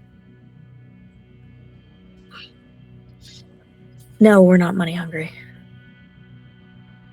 Unfortunate. It makes rebuilding after a thing like this difficult. I could ease that burden very easily. For what? What would you expect in return? I've already made all the bargains I need to make. This is repaying a favor. You've looked after my wife for a while, and I appreciate that. As you say, you've looked after my wife. Hardrain, as you were passing by that cabin, Hardrain immediately swings the door open, and she says, "You are a wife of woman?" Yes. Okay. I need you to talk to her, wife. You are a wife of woman. Correct. And Edgar will turn back to Lorelei. We can put the pin in this for now. But I know you. Now. You and I have things to discuss. Because against all odds, I want all of your endeavors here to succeed. I know your kind are not a danger to me. No. I can't speak to my family, but our goals are similar. I long for the same things that you long for. Is that right? I think so. Though I've been known to be wrong before. Would you please excuse me, Lorelei? I assume you don't want me to call you by your stepfather's name. No. Then I will do you that courtesy. Please, excuse me. And this small, diminutive woman with a very dark red hair sort of grabs you by the tie and starts pulling you into the cabin. Lorelei, you're approached by Tiara, who was sort of keeping in lockstep behind you. And she's holding her stomach and she says, that one leech over there is speaking to the burial mounds. I don't like that. They come here and they just expect they can walk all over our home and speak to our spirits, and they're lucky. We need them. They're very lucky. Would you... My mother was a stronger person than I was. I am more nervous about getting my rage up too high when I'm in such a... well, what is it? A delicate condition. I am. And also I need to check on the children. They should be sleeping. Would you speak to the one talking and tell her to get away from our burial mounds? Of course. Thank you. I'll deal with it. Lorelei, you're doing so well. I'm trying. You don't have to try. You just do. And she sort of skirts herself into her own cabin. Mr. Giovanni, what was that first roll? 6 successes. All right, that's 6. You remove the bandage, you clean the area, you do a sort of a little mini vivisection here to sort of figure out what the hell you're dealing with. She's septic. Her guts are exposed. You can see that they've attempted to stitch it up. They've attempted many things. They've attempted using regular wire, unsterilized needles, bark, and mud, and nothing seems to have worked. Obviously, it's just made it worse. She has hours, maybe, if you can save her. I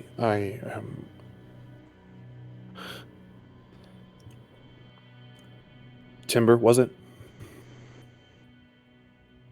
Sure. I'm going to be leaving things here with you today. And should our arrangement should prove fruitful, I would like to teach you some basic, very basic first aid. In case something like this happens ever again. Timber went through training at Lurk. No, this is... No. So what you need to do, Dr. Giovanni, is, of course, you need to immediately get her set up with a IV. You need to pump her full of antibiotics now. And you need those to start coursing through her body as quickly as possible before you start on an emergency surgery of removing all of the rotten intestines that you can. You know the footage of intestines that you can remove before that she will not be able to function anymore in a human body. But you need at least the antibiotics coursing through her system before you can start your third roll, please. And Timber, if you're going to teach Timber some basic, I need a roll from Timber. Intelligence and medicine or intelligence and awareness, whichever is higher for you. That is an extremely low roll for Timber, and there's no blood buffing in Werewolf. Yeah, intelligence and awareness, and there's Timber's 1 dot in medicine from the work training on first aid. We're gonna rouse the blood. Mm-hmm. So I'll do intelligence and awareness to help out. All right. Lorelei, you approach Maria, who is having a rapid conversation with people you cannot see. But she seems to be having a full-on conversation. And you hear her say, Grunewald. Enjoying yourself there, Leech? Oh, sorry. I have a insatiable curiosity. I guess is the best way to say it about This place isn't spirits. the place to satiate your curiosity. Oh well, you're friends here. I'm sorry. What were your names? And she's gonna turn back to. One of them, the man, says, Provan. Another one says, speaks with spirits. Speaks with spirits. And another one says, Viomini. Viomini.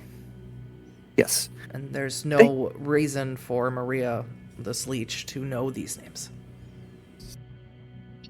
So you can see them and you can talk to them. Yeah, something along those lines. What they say, they said I could see deep into the umbra, or something along those lines. Those were the words that they used. Provan says, the lower umbra. The lower umbra, correct. They had a request from me, and I was curious then, I guess, since you approached me, and you are the leader, Lorelei. Yeah? Yeah. They want me to, what was it, free the spirits of Grunewald? A test that I can... How would you go about doing that? I have my ways. I have my methods. I've dealt with spirits and wraiths for a long time now. You could say it's part of my my hacks speciality. Do you really just call yourself a pack? I use the quotes. I see that. Yeah. I don't know what you think you know about spirits and the Umbra or Grunewald. But if you're half as good as you say you are, then maybe we can come to an arrangement. However, I have very little faith. I didn't expect you to have any faith in me. But this seems something of an interest to me, and I have a mind to see it through, if it's something that you would like. Yeah, what would you get out of it? What would you want? An experience.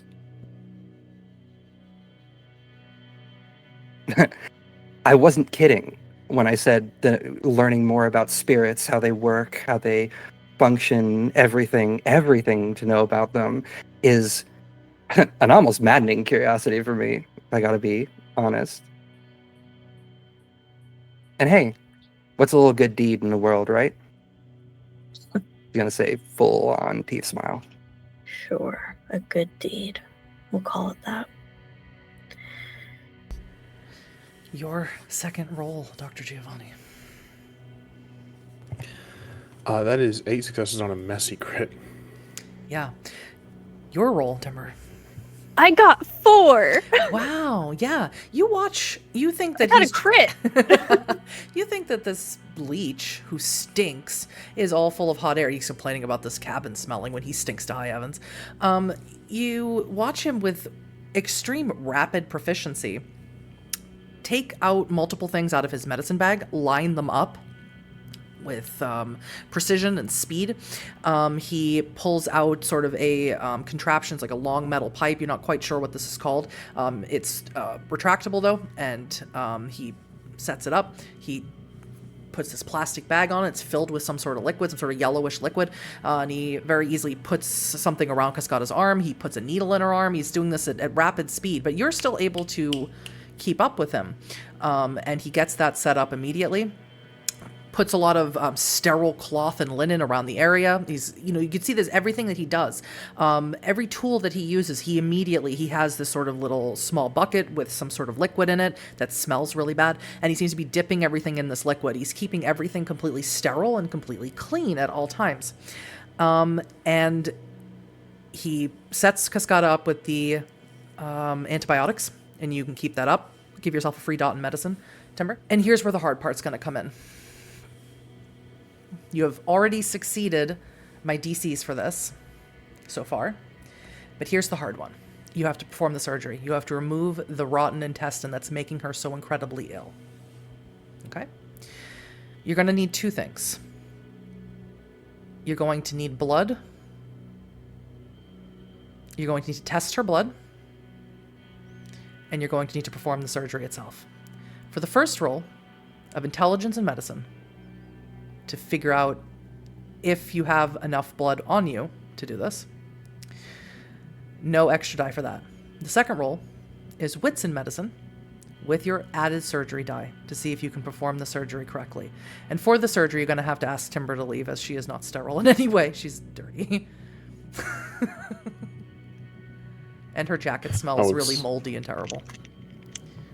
The whole time kind of explaining to Timber what I'm doing, what the IV fluid is, what the bucket and what sterilization is. Kind of drawing back, kind of falling back on his actual medical practice. When he was in school and he was being taught himself, he's kind of, maybe he's an actor teaching.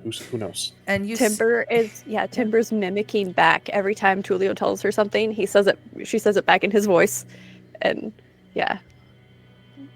We're learning. You're not sure if Timber understands everything that she's saying, but she seems to be able to retain it at the very least. You think it's working. Edgar. You head into this cabin with this woman. You don't know who she is. She didn't introduce herself. But you can tell just from the way she speaks that she must be a relation to both Timber and Pinecones. And you see Aelin in here. Aelin is in a bed. Everything in here is very clean. It smells nice. There's incense in here.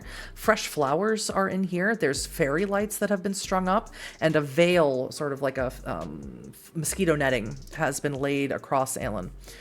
She seems to be, this reminds you of like going to church. This is a reverent thing. This is strange. This is weird. And this woman sort of kneels down next to her on her knees by her feet and just staring at her and says, "She's sad. She misses her wife." I know. You've been the one here, seeing to her. Yes, Hardrain has no pack. They dead. So, no job at the... except no one to look out for. Edgar will crouch down and hold out a hand. To Hardrain? Mm-hmm. She looks at your hand. What you want? Take my hand. No. And she looks at her and she smiles. It's not for me. No, but I owe you for what you've done here. No, you don't. She made me promises. Do you want to stay close to her?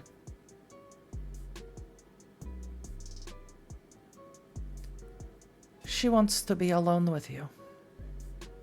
But do you want to stay close to her? And Hardrain doesn't answer you. She stands up and walks out of the cabin, closes the door. It's very odd, Edgar. No, but that's definitely something we can use. Edgar will sit down on the edge of the bed. Hello, my love. Aelin is asleep, as far as you can tell. She's not stirring. She's not moving. She's definitely not speaking to Hardrain, as Hardrain claimed. He'll clear the hair from her brow, tuck it behind her ear. Do you touch her? Of course. Soon as you touch her, Edgar, you feel this almost spaghetti-like feeling, as if you're being sucked down, or maybe it's sucked up somewhere. Yeah. And and you are back in the home in Scotland, where you were with her in this dream reality that's not real. You got sucked there immediately, and now you don't know how you're going to get out. It is late afternoon. You can tell from the sun that's pouring into the windows that does not burn you, does not hurt you. And somewhere in this house, you hear Aelin crying. Do I see Gael?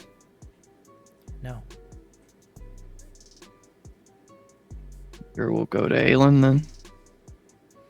You listen for the crying. You head up the stairs. Take off your jacket because it is warm here. It's summer, you think. And you see Aelin is sitting on the bed. She has her head in her hands. Something also in her hands, something white that you can't really see from here. She's wearing sort of a burnt orange terry cloth bathrobe, and she's sobbing into her own hands. What breaks your heart, my love? She looks up, startled, unexpected to see you. Edgar, you're supposed to be out on the boat for 2 more days. What are you wearing? And she's wiping away her tears, trying to stop the crying. I just wanted to look nice for you, my darling. You came back early for me and bought new clothes? There's nothing in this world I wouldn't do for you, my sweet. I'm sorry, there's something I can't do for you. And she shows you what she's holding in her hand, which is a negative pregnancy test. I told you, I just want to give you a child spitting image of the living image of their father, and I can't. It's not working, and I don't know why, and no one can tell me why. I would hope they are the image of you. I would like to see both of our faces when I look at them. Maybe I can't. Maybe I'm too old. You know I don't believe in that. And it's all the more fun trying. Do you approach her at any point, or are you saying this from the doorway? I think Edgar is leaned in the doorway for now, but I think unconsciously his feet begin to move to her. She is the altar of his worship. Do you think maybe we should consider adoption? I think we should try for a few more years first. And I don't think we should stop trying if we adopt. I'm just so sad, Edgar. No. Banish it. This sadness that you're feeling it's momentary. It's a passing storm. Come here.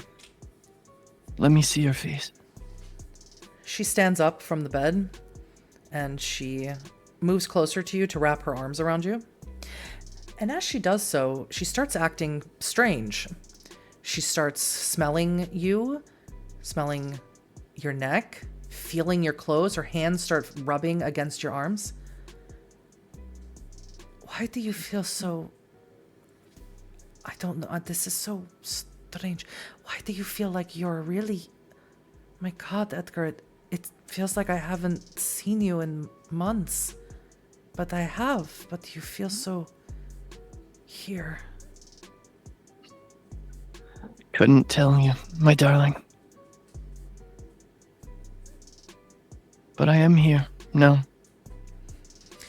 And you can tell that she is becoming more insistent in her movements, in the way she's moving her hands up your face, down your chest.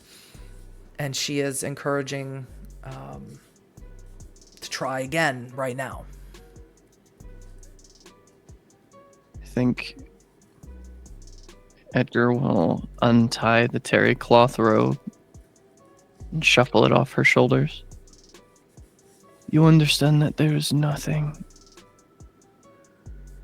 that can separate me from you.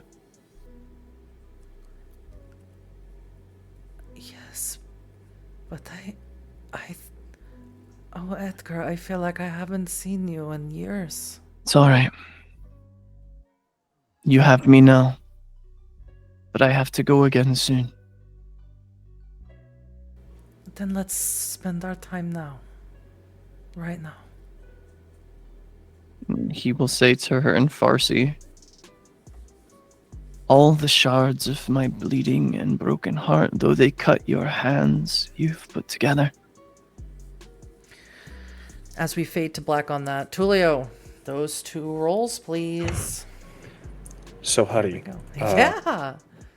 What's up, buddy? Yeah, so I just want to make it known. I have used willpower on both of these. I have 2 willpower untouched.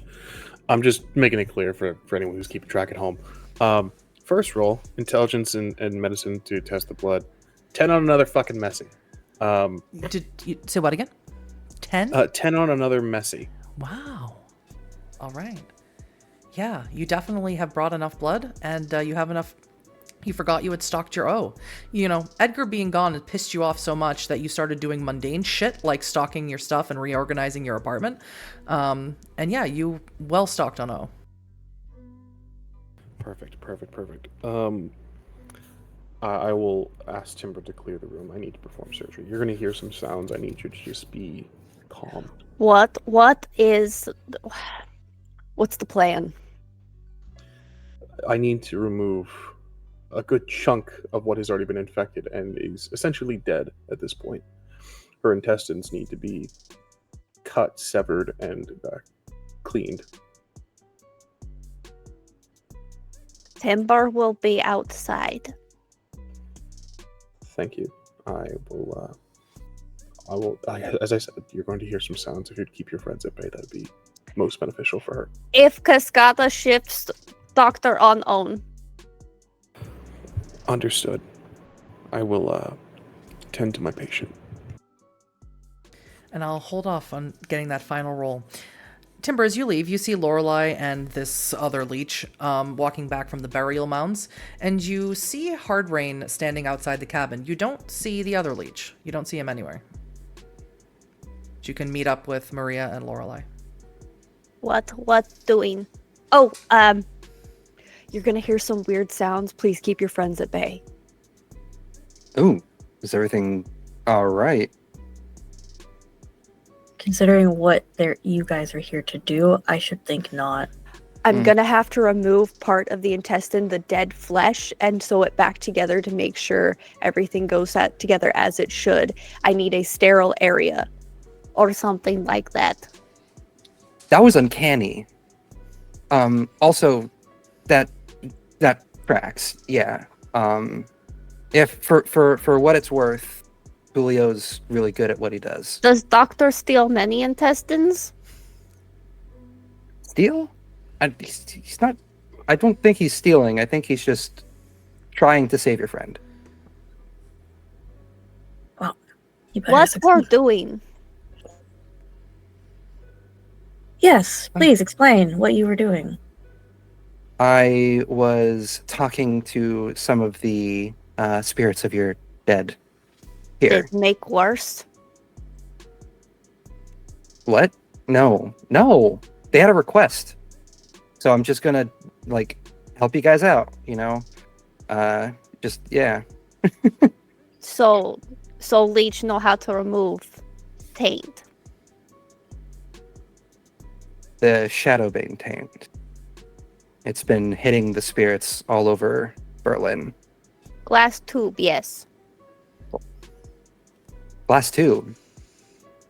Yes. What about a glass tube? Worm taint in the city. This is all Shadowbane fault. And Worm. I'll keep And a note. Beaver. I'll keep a note for that for later. I guess that begs the question. She's going to turn her gaze to Lorelei as she says this. Is what's going on at Grunewald? Why Shadow Bleach no Bane. name? What? And Timber's gonna get directly in Maria's face. Hi. Spirits told her. What Bleach know about Grunewald? That I may be able to help them pass on, release them from Why? whatever it is they're doing there. Bleach get rid of spirits? I could, yes. What's your success rate? I don't know how to quantify that, but it's pretty good. Has Leech done it before? Can Leech get rid of spirit? Break pact. Okay, this is a lot of personal space stuff happening right now. You're in my house, bitch. All right, Timber. Is Maria genuinely being like completely like thinks Timber's completely adorable? Yes. Okay. It's very annoying to the werewolves. Okay. Well, I've dealt with this for how long now? Many years, long time. I need to see first what's happening there, what's going on. But more than likely, yes, I can. I'm known to be able to work with spirits, free spirits, or in other instances, just summon them. So, I don't know what else to say on that. Useful, Yes. if successful. Lorelei, Yes. what do you say? I said we could come to an arrangement, although I asked what she wanted out of it, and she said an experience. I was Timber can give you an experience with spirit.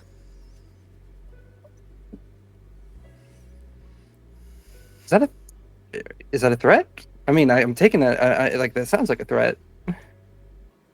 Not from Timber. No, to clarify what I meant by that. This is a new experience with spirits. I gotta learn. I want to learn. I want to know. I gotta know. So, I mean, there's also like, I'm not sure you've heard of it. It's pretty popular.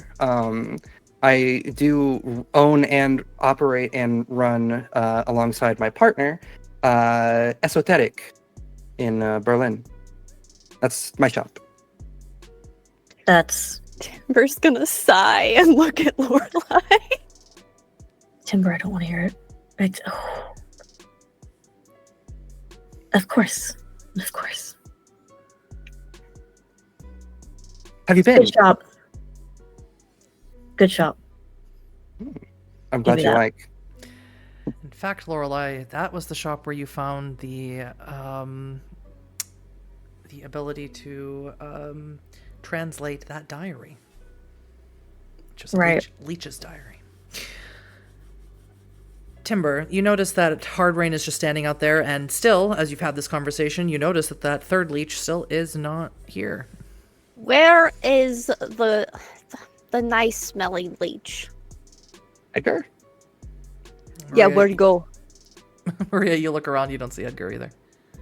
I don't know. He wandered off with Lorelei here, and that's the last I saw him.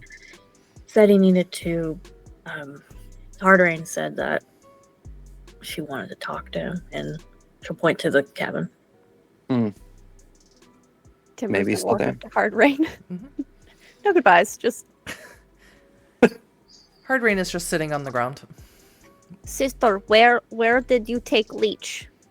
Where? The wife of woman? The wife of woman in there. That, oh. That makes sense. Why leave out here? She's not sad anymore.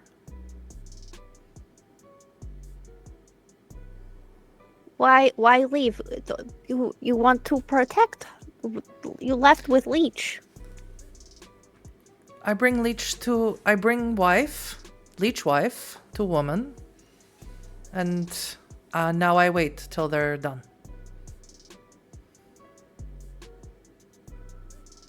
What? The rain not making sense. Okay, sorry. And so Timber's gonna walk into the cabin because that doesn't make sense to Timber. Like, why? And inside the cabin is no one.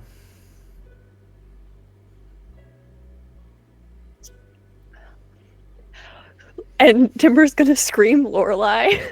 Oh shit. And I will go to the cabin, go to Timber. Maria's gonna follow. This is exciting. There's no one there.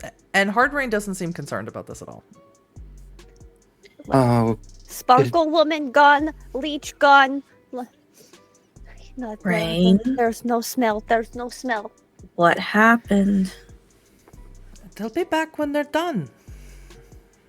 I'm gonna activate. Is Sensing still activated? Do I see anything here? Nope.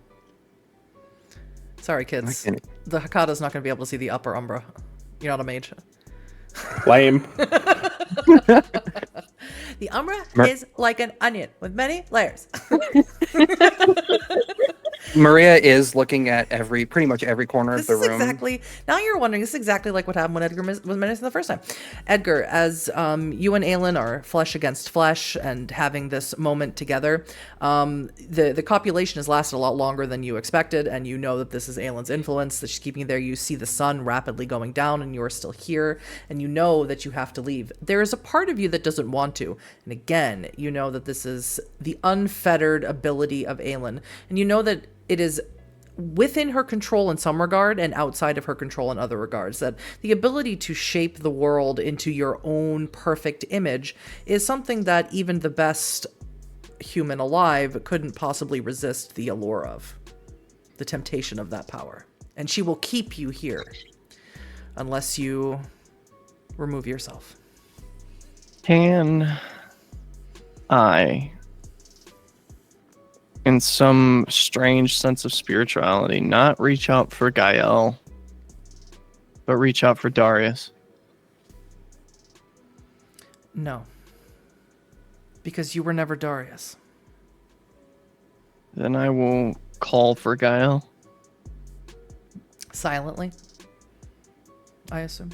In words that only hearts can see. And this motion is continuing, this act is continuing as you hear Gael's voice right behind you. Well, it didn't take you long to come back here, now did it, laddie? She needed something you could not provide. We always were a fool for the ones we loved. I needed to see her anyway, to ensure that what I was doing next wasn't foolhardy.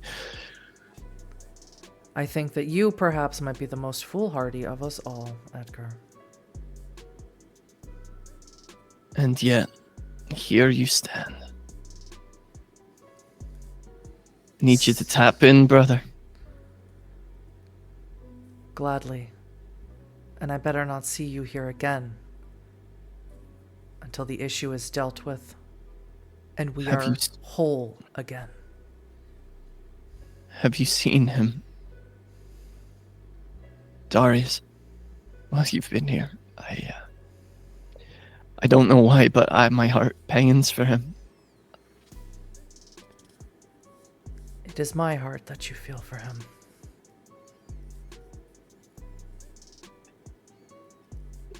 Your love was something that feeds me.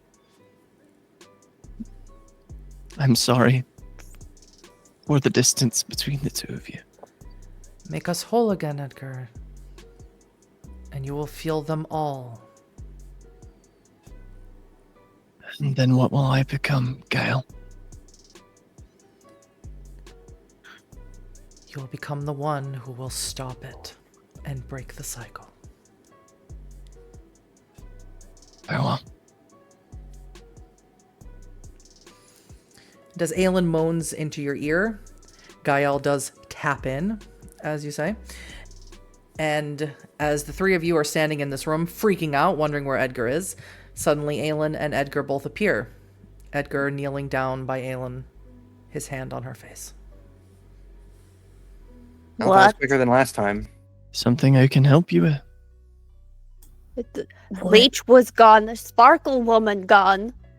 Sister. Remember that I wield this power.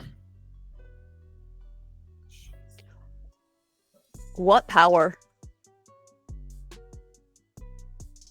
To make Hardrain things disappear entirely.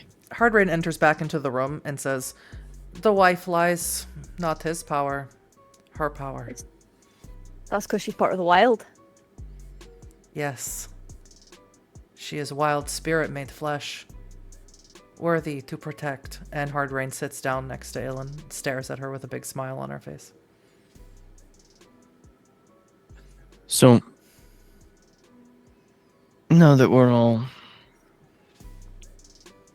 gathered, is Tullio done with his work? Let's find Currently in out. surgery. Tullio, what did you roll? I'm gonna cry. Okay. Good. I rolled. There's really no an way you could opus fail of at this fate. point with this DC. We'll see. That was 4 successes. Okay. So 6 and 8 and 10 makes 24. The entire, for all of the rolls I was asking for, was going to be 25. So you've succeeded it already. So you could have rolled a 1 on this surgery and still have saved Cascada. I was asking for a huge DC for this, and you surpassed it. However, with 4 successes, not a stellar, you sort of tripping up at the finish line a little bit, she's not going to be immediately up and at him. She will be stable, and she will be on her way to healing, but you're going to have to leave antibiotic IVs, you're going to have to leave ointments, you're going to have to leave rubbing alcohol, sterile cloths, and instructions written down, which is what you're doing right now as you've cleaned most of the blood off of your hands. Your sleeves are still rolled up. You're leaving written instructions of what to do every single day for Cascada. So the 4 of you may head back over to the cabin as you no longer hear any sounds of moaning or surgery noises. You may knock on the door and check on the progress. There is a loose bucket that he's moved off to the side that contains her remains, her leftover intestines that he's cut away. She is cleaned, stitched up. You can probably see the exposed stitches as he's making the last clippings of the wire. Yeah, he's cleaned the area as best he could. He's kind of doing some last minute housekeeping. Now, Edgar and Maria, you've never seen Tullio perform surgery, but if you thought doctor was just something he liked to call himself because he had a PhD, no, he's the real deal. He's an MD. He can actually save lives if he puts his mind to it. I asked your friend to keep a sterile environment. Is there a reason you're interrupting me? Noises stopped. She's resting now. Good. So What's- you did it. She's going to take time, and she needs care. I've left some instructions. I need you to follow them to the letter. No more mud, no more fucking earth clay. Sterilize the environment. Make this place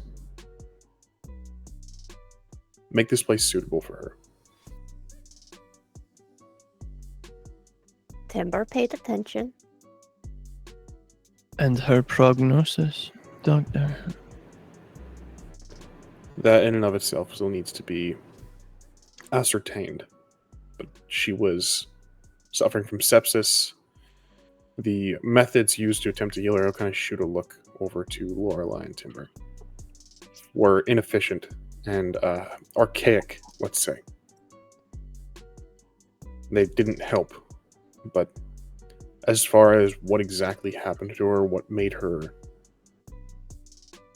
what made her susceptible to this type of injury, rather than leaving it to herself to heal like she would normally. I don't know yet. I've taken some blood to do a test. No. You took her blood. Do you want her better or not? There's still a possibility of remission. Do you think I can heal this in a day? Gaia healed. That is how this works. Once she back on feet. And should you need this again? What then? No, we fix the Shadowbane issue and the dancers will all burn in their hole. This is a prolonged... I understand you all live short lives, but this is a prolonged problem. You need to take precautionary measures. You can't just react. You have to be ready for these type of things. I need her blood. I don't want it. I want to be done with this place. But I need to know what happened. The second I do, I'll let you know and you can have whatever remains that are needed. Oh, Tullio. Charisma and persuasion. If Maria and Edgar want to stick their foot in their mouth and help you with this insane plan, you may add an extra die for both of them, but they have to agree to it. Maria's already stuck her neck out for Tullio a lot, so in for a penny, in for a pounding, I guess. What about you, Edgar? Are you going to help Tullio agree to argue this, taking her blood? No? Okay, so you actually had one extra die. Timber and Lorelei, I assume you don't want him to take Hecata's blood. Is that correct? No. No. Okay, so composure and resolve from both of you, please.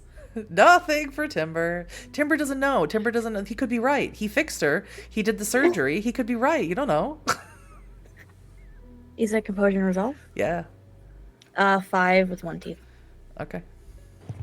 Increase... 5 successes, no teeth. You don't have teeth, you ass. 5 to 5. Lorelei, increase your rage, please. Alright. I will let you decide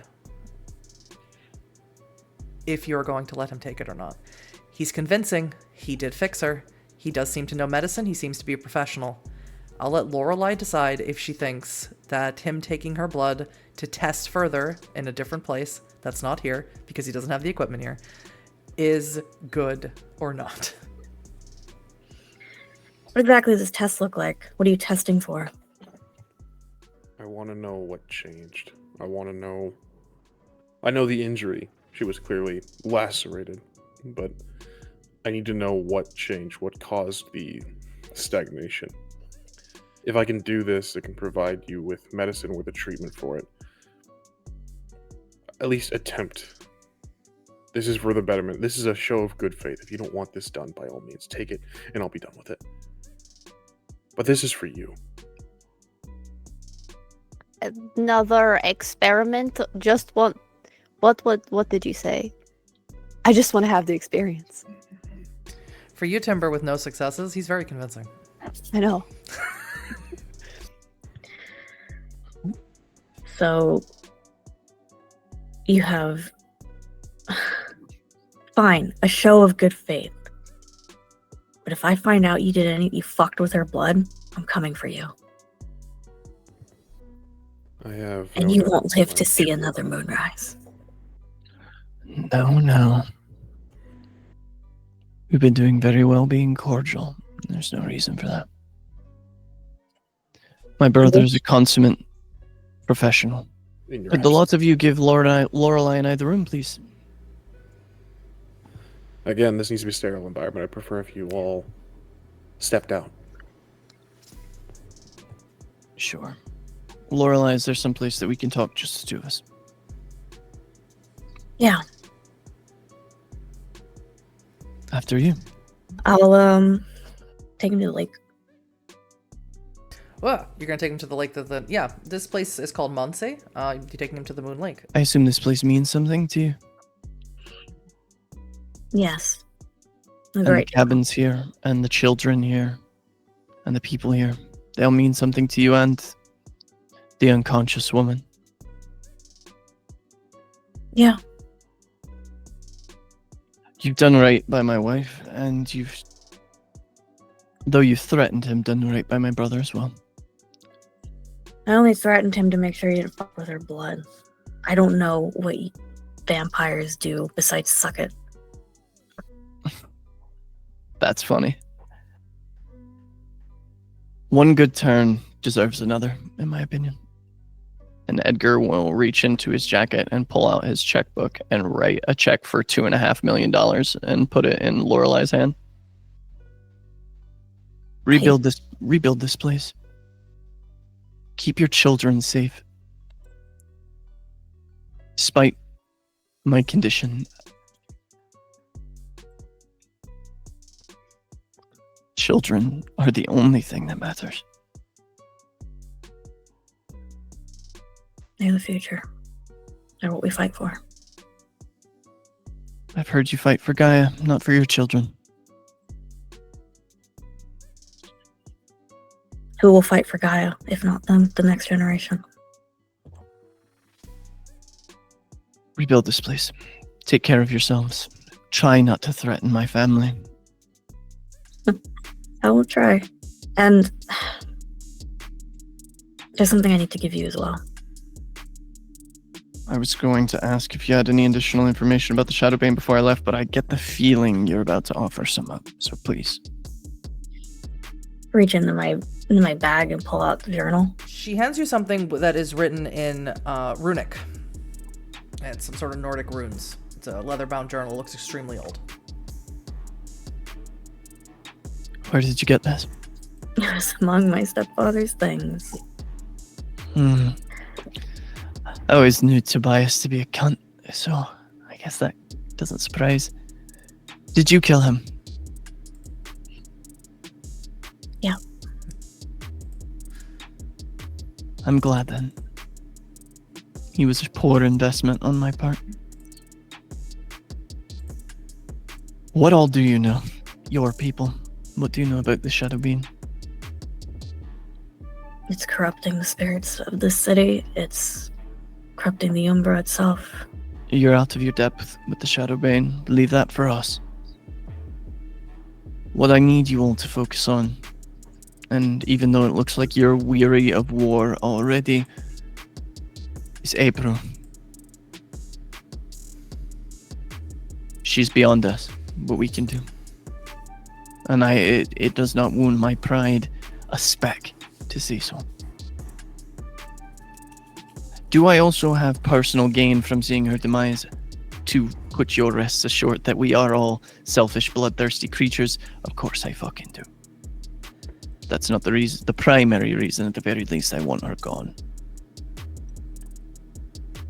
If you can focus on that, we will handle the Shadowbane. That's another thing off our plate.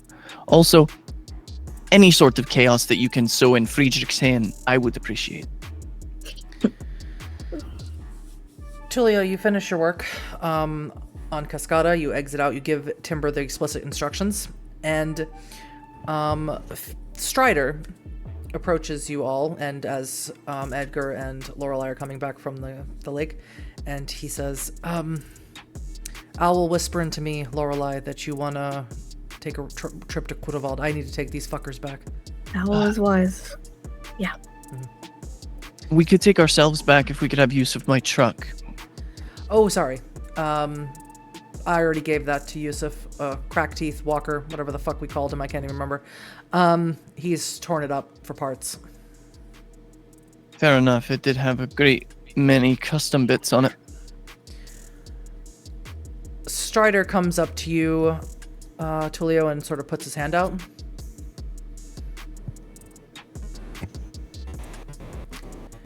You can call me Finley. It's a pleasure to actually meet you, Finley. Thank you for saving our Sept leader. It won't be forgotten. These two are part of the pack that protects this sacred place. My pack is out there in Berlin. Should you need us against April, the technocrat, If you need us to find the Shadowbane, help you find it, help you retrieve it. If you need us for something else, you need only reach out. We will be there. If you betray us, you will regret it. I understand. I trust you'll be hearing from us soon if we need your expertise. I want to make sure that that one, and I'll point to Timber, she repeats things, but does she understand them? Timber is right here. I'm fairly certain that Timber is the smartest one of all of us. Right. I've left her medical instructions. I've built things that you couldn't even imagine. Timber, beer and banana juice after this? Beer and banana juice, yes. Right. I taught her how to drink. She was 1 day old. Weird flex, but all right. No, not really. All right. Who wants to take a road trip? You three don't have a choice. Ladies? Let's go. All right. I call shotgun. Of course. You're not going to sit in the back with these leeches, are you? Blah. That one doesn't smell too bad. Yeah, I wonder if he bathes in lavender or something. It's weird. You smell like wild. It's because I am. Oh, God. And then he opens his mouth and it's just like, what? You can't bullshit a bullshitter, alright? And Timber's gonna jump in the car. And, what's it called? Strider. Finley opens the door for you. Lorelei sit in the bucket seat. Mm-hmm. And they sit all up at the front. 3 of you pile in the back. Gives you your blindfolds. He expects you to put them on. But no one's actually Tiny Edgar's on first. Yeah, no one's actually looking at you back there. And I need to know, Edgar, do you open up that journal? Now you are going to assume you can't read it because you can't read Runic. No, but I do have Scour Secrets. Mm-hmm. It doesn't help if you don't read the language. It says that in the player's guide. Or in the Blood Sigil, rather. However, you see as you open it that some of it has been translated. And I will read for you what you read. Ready? 1411 CE. We sojourned to the domain of my grandsire, Lord Camden, who was hosting a grand feast for the Clan of Death. Even our progenitor was rumored to be in attendance, and so he was. With him was his latest, most favorite child, Augustus Giovanni. He insisted my brother and I call him Uncle Augie, to which neither of us complied. The hatred rolling from Japheth was palpable, but Cappadocia seemed oblivious to the rivalry. Or perhaps he was fostering it. Further down the journal seems to be a post-it note that says, The Diary of Ilsa Karyalainen. Oh, Miss Asher, what secrets you've withheld. Maria is just like darting eyes towards Edgar. He's Hey, aren't you eyes. blindfolded?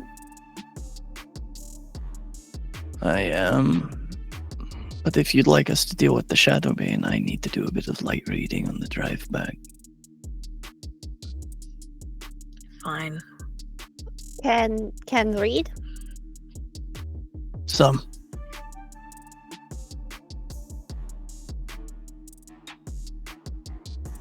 All right.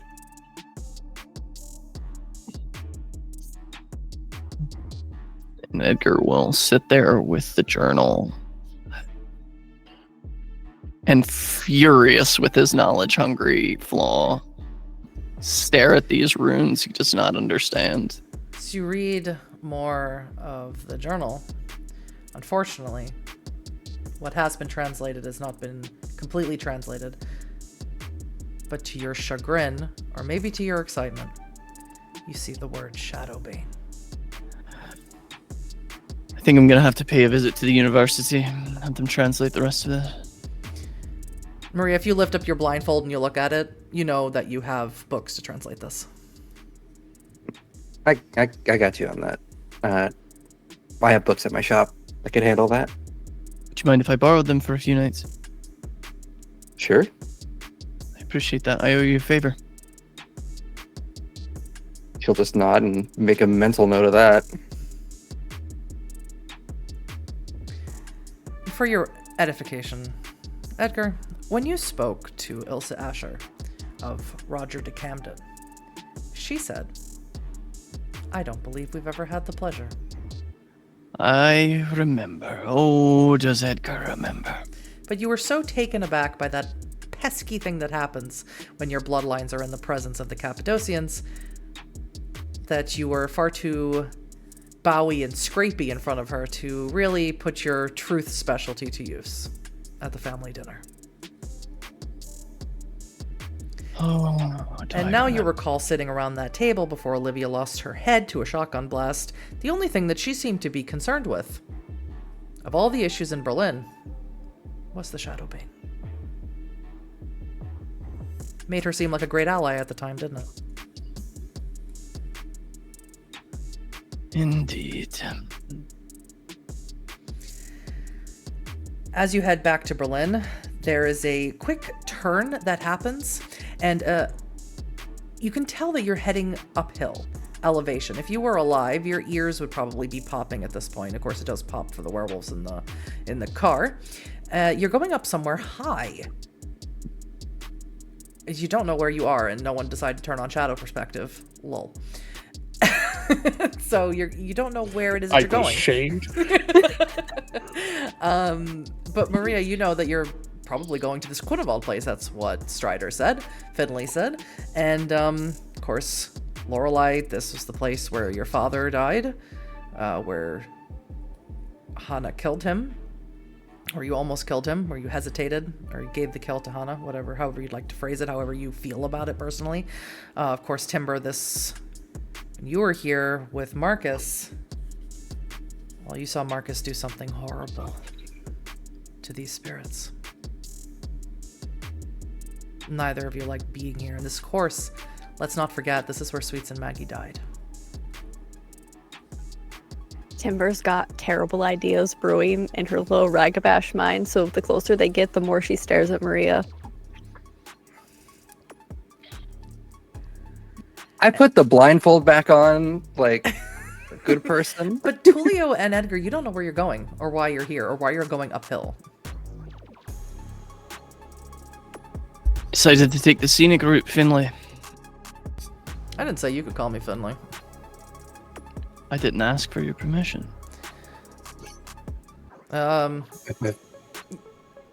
Your cousin wanted to go see Quinevald. Apparently the ghosts at Arcairn told her to go see Quinevald, so we're taking you to Quinevald. Haven't been. I'm sure you've been to Quinevald Forest, the cemetery, but that's not where we mean.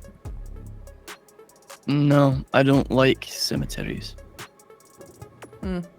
Walker told me That's a good joke. one of your cousins lives in the cemetery there. Yeah. Why? Because all of these leeches deal with dead stuff. That's like their whole thing. They have a huge hard-on for dead things.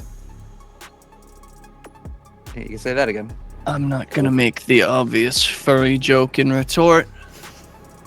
Oh, I wish you would. No. I respect your children too much. They're not here. Doesn't mean you have to stop respecting something. Should teach you a lesson about respect. I am so glad we don't live forever. Could you imagine? Turn into that. A lot of yapping. Right? It's like they have all the time in the world to just yap, yap, yap, yap, yap away. It's almost like we have things worth talking about. Yes, but you say a lot of words, but you don't really say anything. You Thought want we me were to start asking past. questions again? Look at those of them Thought all we were talk. past All of a the- sudden, all talking to each other again. Oh my god, you guys may have a lot of time to fucking talk to each other, but we actually have to do shit. So. I would like an answer about the mermaids, though. You know what? Just for you, pal. Hell yeah. Hell yeah, there are mermaids. And unicorns. And griffins, apparently. That's pretty neat. There sure are. It's very odd being in this car where that naked woman, dripping wet with the huge sword, is in the car. She's sitting next to Lorelei in the bucket seat. Ahi hai latu. So you reach Quinevald, and as all of you get out, Maria, you have an ability to see the veil, do you not? Yes. I'm looking. It's been a while. I'm so Yeah. sorry. Where the veil thins. Yeah. Yeah, would you roll me Wits in Oblivion, please? Of course. Uh-huh. Edgar and Tullio, as you step out of this car, Tullio, my goodness, this is exactly what it felt like stepping onto Peacock Island. It's not quite as strong, but you remember when you stepped onto Peacock Island, you felt very at home and very strong here in Oblivion. And Edgar, even with your innate ability to Oblivion, but you've never leaned into it, you feel it too. Just a little homey here. A little piece of the darkness that's ever present in your soul. Of course, Lorelei and Timber have a quite different reaction here. 6. Mm-hmm. Yes, this shroud is as thin as you've ever seen it. Ooh, Massive death. a lot of death happened here. The veil is so thin. Yeah, what can you do about it? I need to walk it for a minute. I need to see it. I need to be in it. Would my Auspex girlies like to head into the Quinavald Cairn? Lorelei, you need to lead them in. Yep, I will lead everyone in. But Edgar doesn't. Edgar's gonna stay by the car. Finley's not gonna let you. He's like, oh, come on. You guys like death, right? It's your big thing. And he puts his arm around you. No. I don't dabble in the art of death. Well, I know a look of satisfaction when I see it. And I could have sworn you breathed a little sigh of relief when you stepped out of the car. You want to satisfy me, Finley? Gross. There's no right answer to that question, Finley. Yeah, gross. I don't know what that lady sees in you. She seems awful nice. Perhaps that should make you question your perspective. Boring. Don't have time. Come on. Can we get this over with? Yes, please. We have beer and banana juice to get to, and you're just... We don't have time for all that. I could go for a glass of red myself. Ugh, Is that a leech joke? I think so. No, I do enjoy wine. Oh, he's like Dracula. Interesting. So he leads you, Lorelei, you lead them all into here.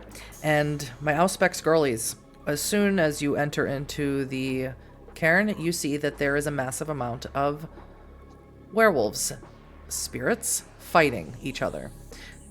This isn't like regular wraiths where they seem to have some sort of awareness of other people around them. This isn't a haunt where they are purposely poltergeisting the place up. They are locked in something. They can't escape. They are trapped in a passion play that they're replaying out again and again and again and again. They're killing each other, standing back up, and fighting again. Over and over and over again. This place is a cage. They're fighting? Forever. Well, if there's a cage, there's got to be a key. Something, a fetter, something that's keeping them bound here doing this. I prefer a cutting torch when it comes to cages. This is not that kind of cage. And Maria's going to start walking, letting her senses guide her. You gonna search for a fetter? Yeah, I'm going to search for a fetter. Make me that roll. I believe that's resolve in Oblivion. Yep. That's a Ross check, That too. No, there's not a Ross check for that one. How does it feel, Tullio, being in here? Feels nice. Feels like home. I think Tullio was biting his tongue to keep himself from saying anything untoward. This could be what it could be like if you simply went and joined Lucius. If you helped him find the Shadowbane, helped him unlock its potential. Everything in Berlin could feel like this. I think that's a thought that it's probably something he has to force down. Despite it all, despite despite his turn in these recent events. You don't undo the brainwashing in a day. This all still feels like it could be home. This all still feels like it's within his grasp now. What about you, Edgar? This is everything he stands against in his personal ethos. There's a part of it that calls out to him, but it calls out to the worst part.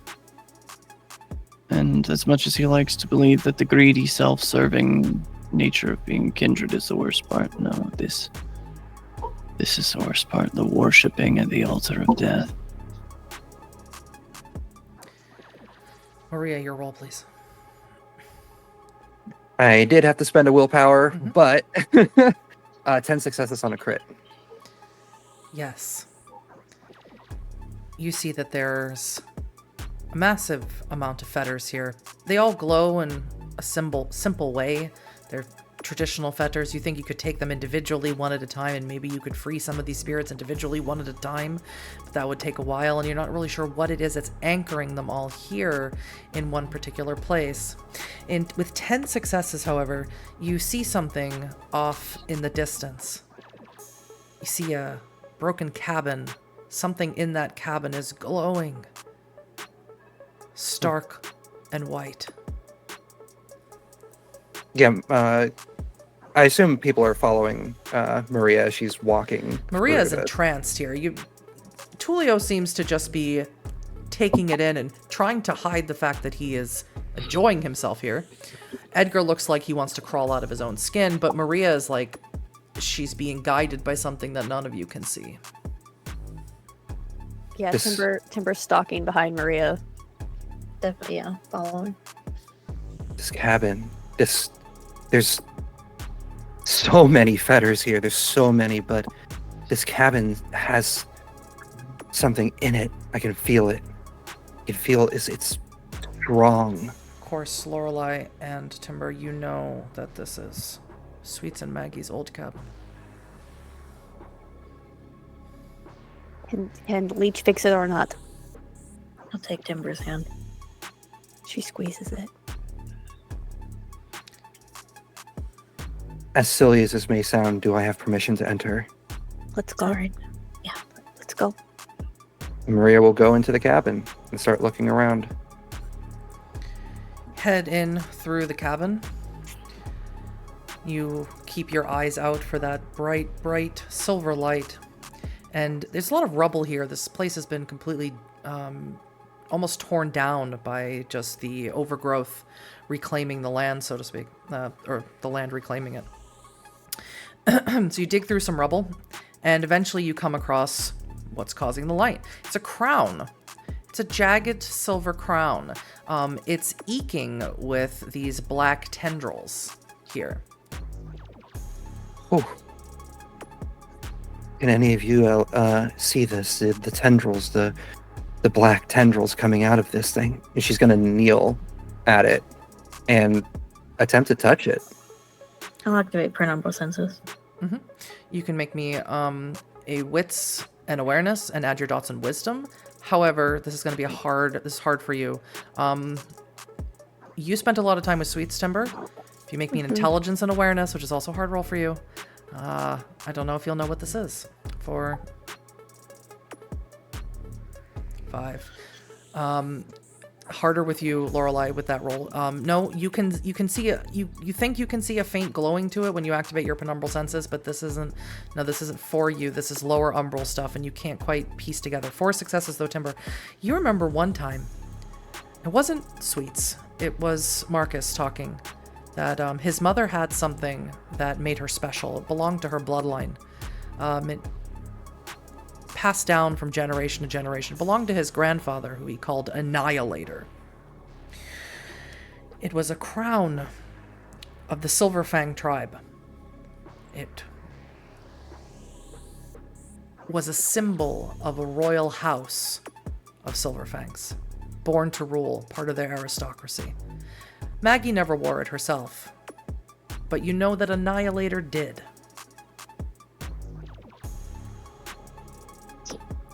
that belonged to Mama's Maggie.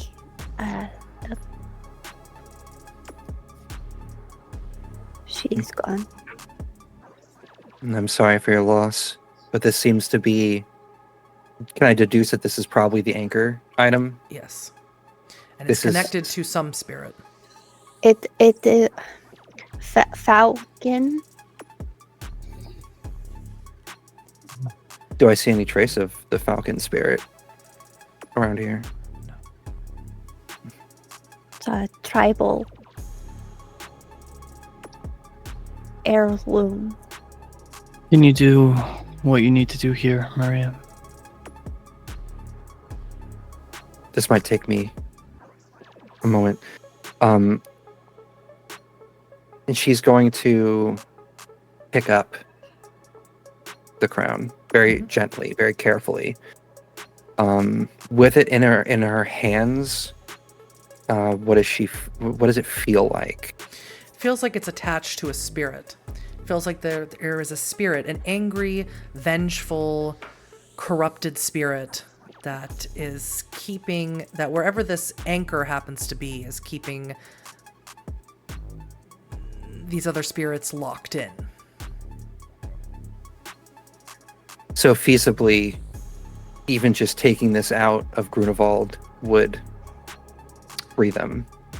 You believe so. With all your knowledge of working with spirits, you could take it back to your shop, you could work on it, you could see if you could pull, you should be able to, with this fetter, pull the angry spirit away. You're not sure what it would do if you pulled it into a place like this, where the veil is this thin. You're not sure if you'd be able to counteract it, but taking it to your shop might be the best option here. But you believe if you take it, you might learn a lot from it, because this fetter is glowing. It seems more powerful than any fetter you've ever come across. I need to take this with me when we leave. Why?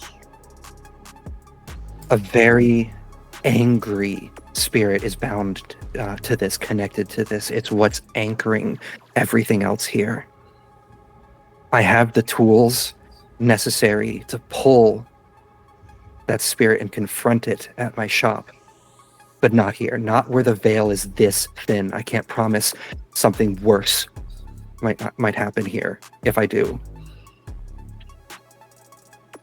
Timber wants it back when it clean. It belongs to Timber's. It belongs to someone. All I want is to deal with the spirit that's connected to this. The crown is yours when I'm done with it. And Lorelei, you or whoever you wish, have my permission if you want to be a part of this.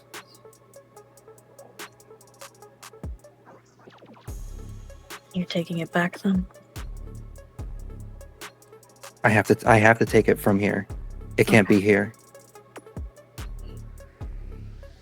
Fix spirits. Yeah. Let them rest. Finley puts his arm around you, Timber, and another arm around you, Lorelei. Don't worry. I won't let any leeches take it. Tiara would want to have her mother's crown. If we could stop with... We all know each other's names. Referring to us as leeches is demeaning. It's the same way I don't refer to you as skin changers. Maybe we can... It's not really demeaning. I don't find that demeaning. Well, we find a leech very demeaning. You helped us, so I guess we could afford you that small courtesy. Maria will smile at that, and it's genuine. But remove it at the very least. Removing this from here, bring this out and away, should free the spirits here. Free as in what way? Will they leave, or will they be here still? Do I know? With all the fetters you saw on the ground, you believe that they will still be spirits, but they won't be locked in this passion play anymore. They'll still, for the moment, there's too many fetters in general binding them here.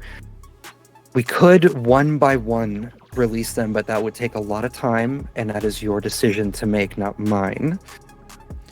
But what's binding them here with this eternal combat, this whatever's happening here, is because of this. Is because of the spirit that's connected to this. So they will still be here, but they will be free from the combat. They'll be free from the fight. Do with that what you will. If you want me to cleanse those two, I can. Like I said, that'll take time. Hey, take crown then see, Lorelei. I think it's a good first step. As much as the doctor here seems to want to set up a vacation house in Kunevald, I think it's time we get the hell out of here. Yes, Wipe the please. smile off your face, doctor. Read the room. Would you judge me for my nature, Finley? Yep. And he starts walking. I knew that. Do you need protection from these spirits, or are they amicable to you? Or rather, protection from spirits in general? The spirits need protecting.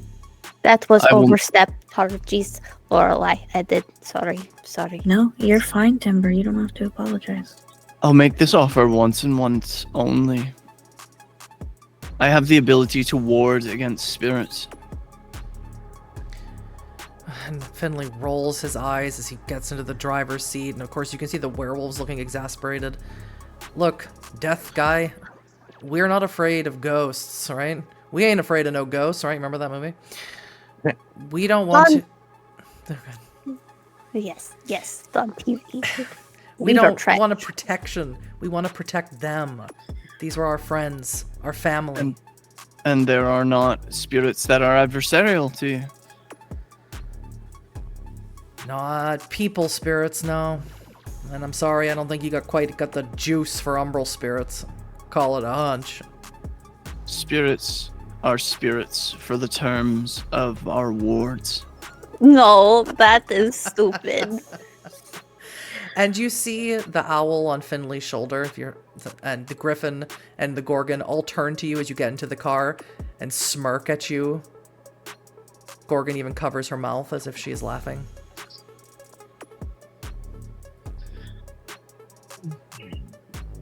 Be obstinate then. It was a polite gesture. I was going to say, if that's how it worked. You'll never know until you try. Yes, we would. Yeah. Our spirits give us gifts. Sometimes even adversarial ones. Ask Timber about Crow. Timber does not know what you're talking about. Of course not. And look at Timber with sentiency. Yep, you see that crow popping in and out of her hair this whole time. The one in your hair. Timber's fur is fine. I washed it. I think I've reached the edge of my hospitality. You know, what's interesting about you, Fionlach Dunsern, Edgar Waite, whatever, is that you always think you have to be the coolest guy in the room. Just trying to be kind. I don't know if it's kindness. I really don't.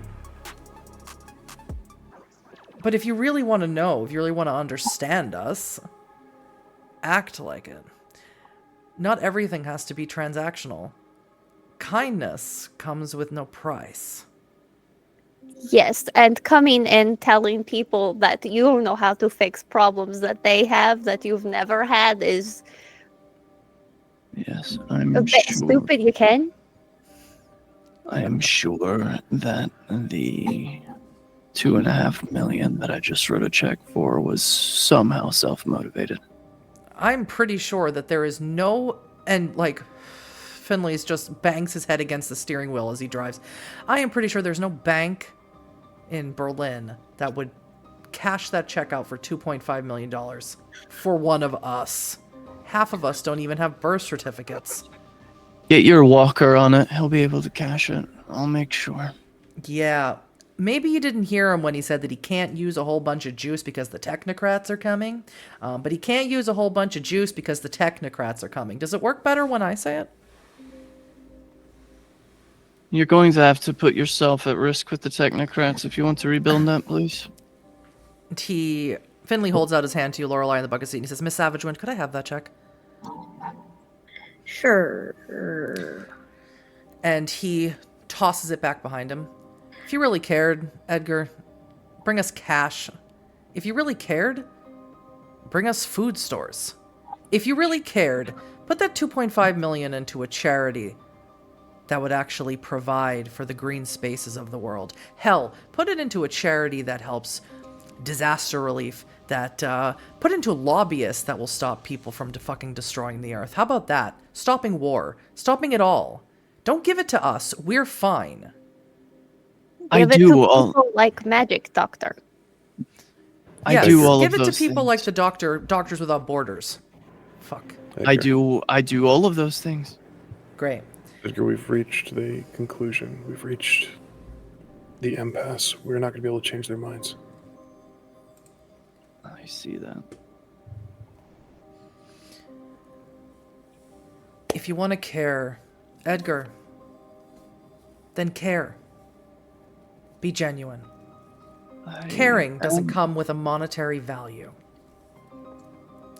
Everything comes with a monetary value. And unfortunately, the worst people, like Tobias Bleibtrau, use that for the wrong means. I don't.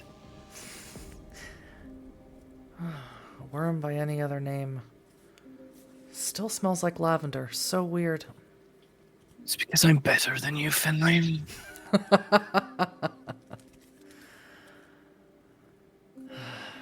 Anyway. Enjoy the rest of your night doing whatever the fuck it is that you do. Try not to die before your children really know their father. It's not really up to me. It's always up to you. Thank You you for have your control hospitality. issues. Boy, howdy. Dear cousins, we have things to do. Oh, for sure. Maria has just been holding and staring at the Maria's frickin', like, yeah, whole time. whatever, Edgar. Yeah. Ooh. So, with Finley dropping you off in Berlin and speeding off with his two favorite girls to go get some beer and banana juice, which I'm sure Lorelei is dreading. Laura's like, God, I hope they have cocktails. You are left back in the Mitte where they dropped you off with a crown from a werewolf cairn. Tullio having saved a sept leader, and obviously the werewolves owe him bigly, even if they aren't nice to the leeches and refuse to be. And of course, Tullio also has the location of their cairn, should, for whatever fucking reason. Great. I'm sure hope you never get into the hands of April and rips that out of your skull. I do have a question for you before we go our separate ways. I have things I have to do tonight, investments to check up on. Did you happen to save what you trimmed from Cascada? I didn't think it was necessary. Would have been a mighty fine gift for Adelaide, I think. Adelaide deals more in. I mean for complete. eating. I don't think she would have wanted that. Do you really think she would have wanted that? That was. Oh, just do least I? Rotten. It was All the better. I'll keep that in mind for next time. While Edgar attempts to get Adelaide addicted to crack, which is what vampire blood does to werewolves. And also you have a journal that belonged to Ilsa Asher, apparently when she was a young Kindred from the 15th century, that talks about Roger de Camden, Cappadocius, Augustus Giovanni, Japheth, and the Shadowbane. And that is where we are going to end the Season 2 premiere of Berlin Bloodlines, Where the Beasts Lurk, for this evening. Thank you, everyone, for this very special crossover episode. This was horrific on my brain.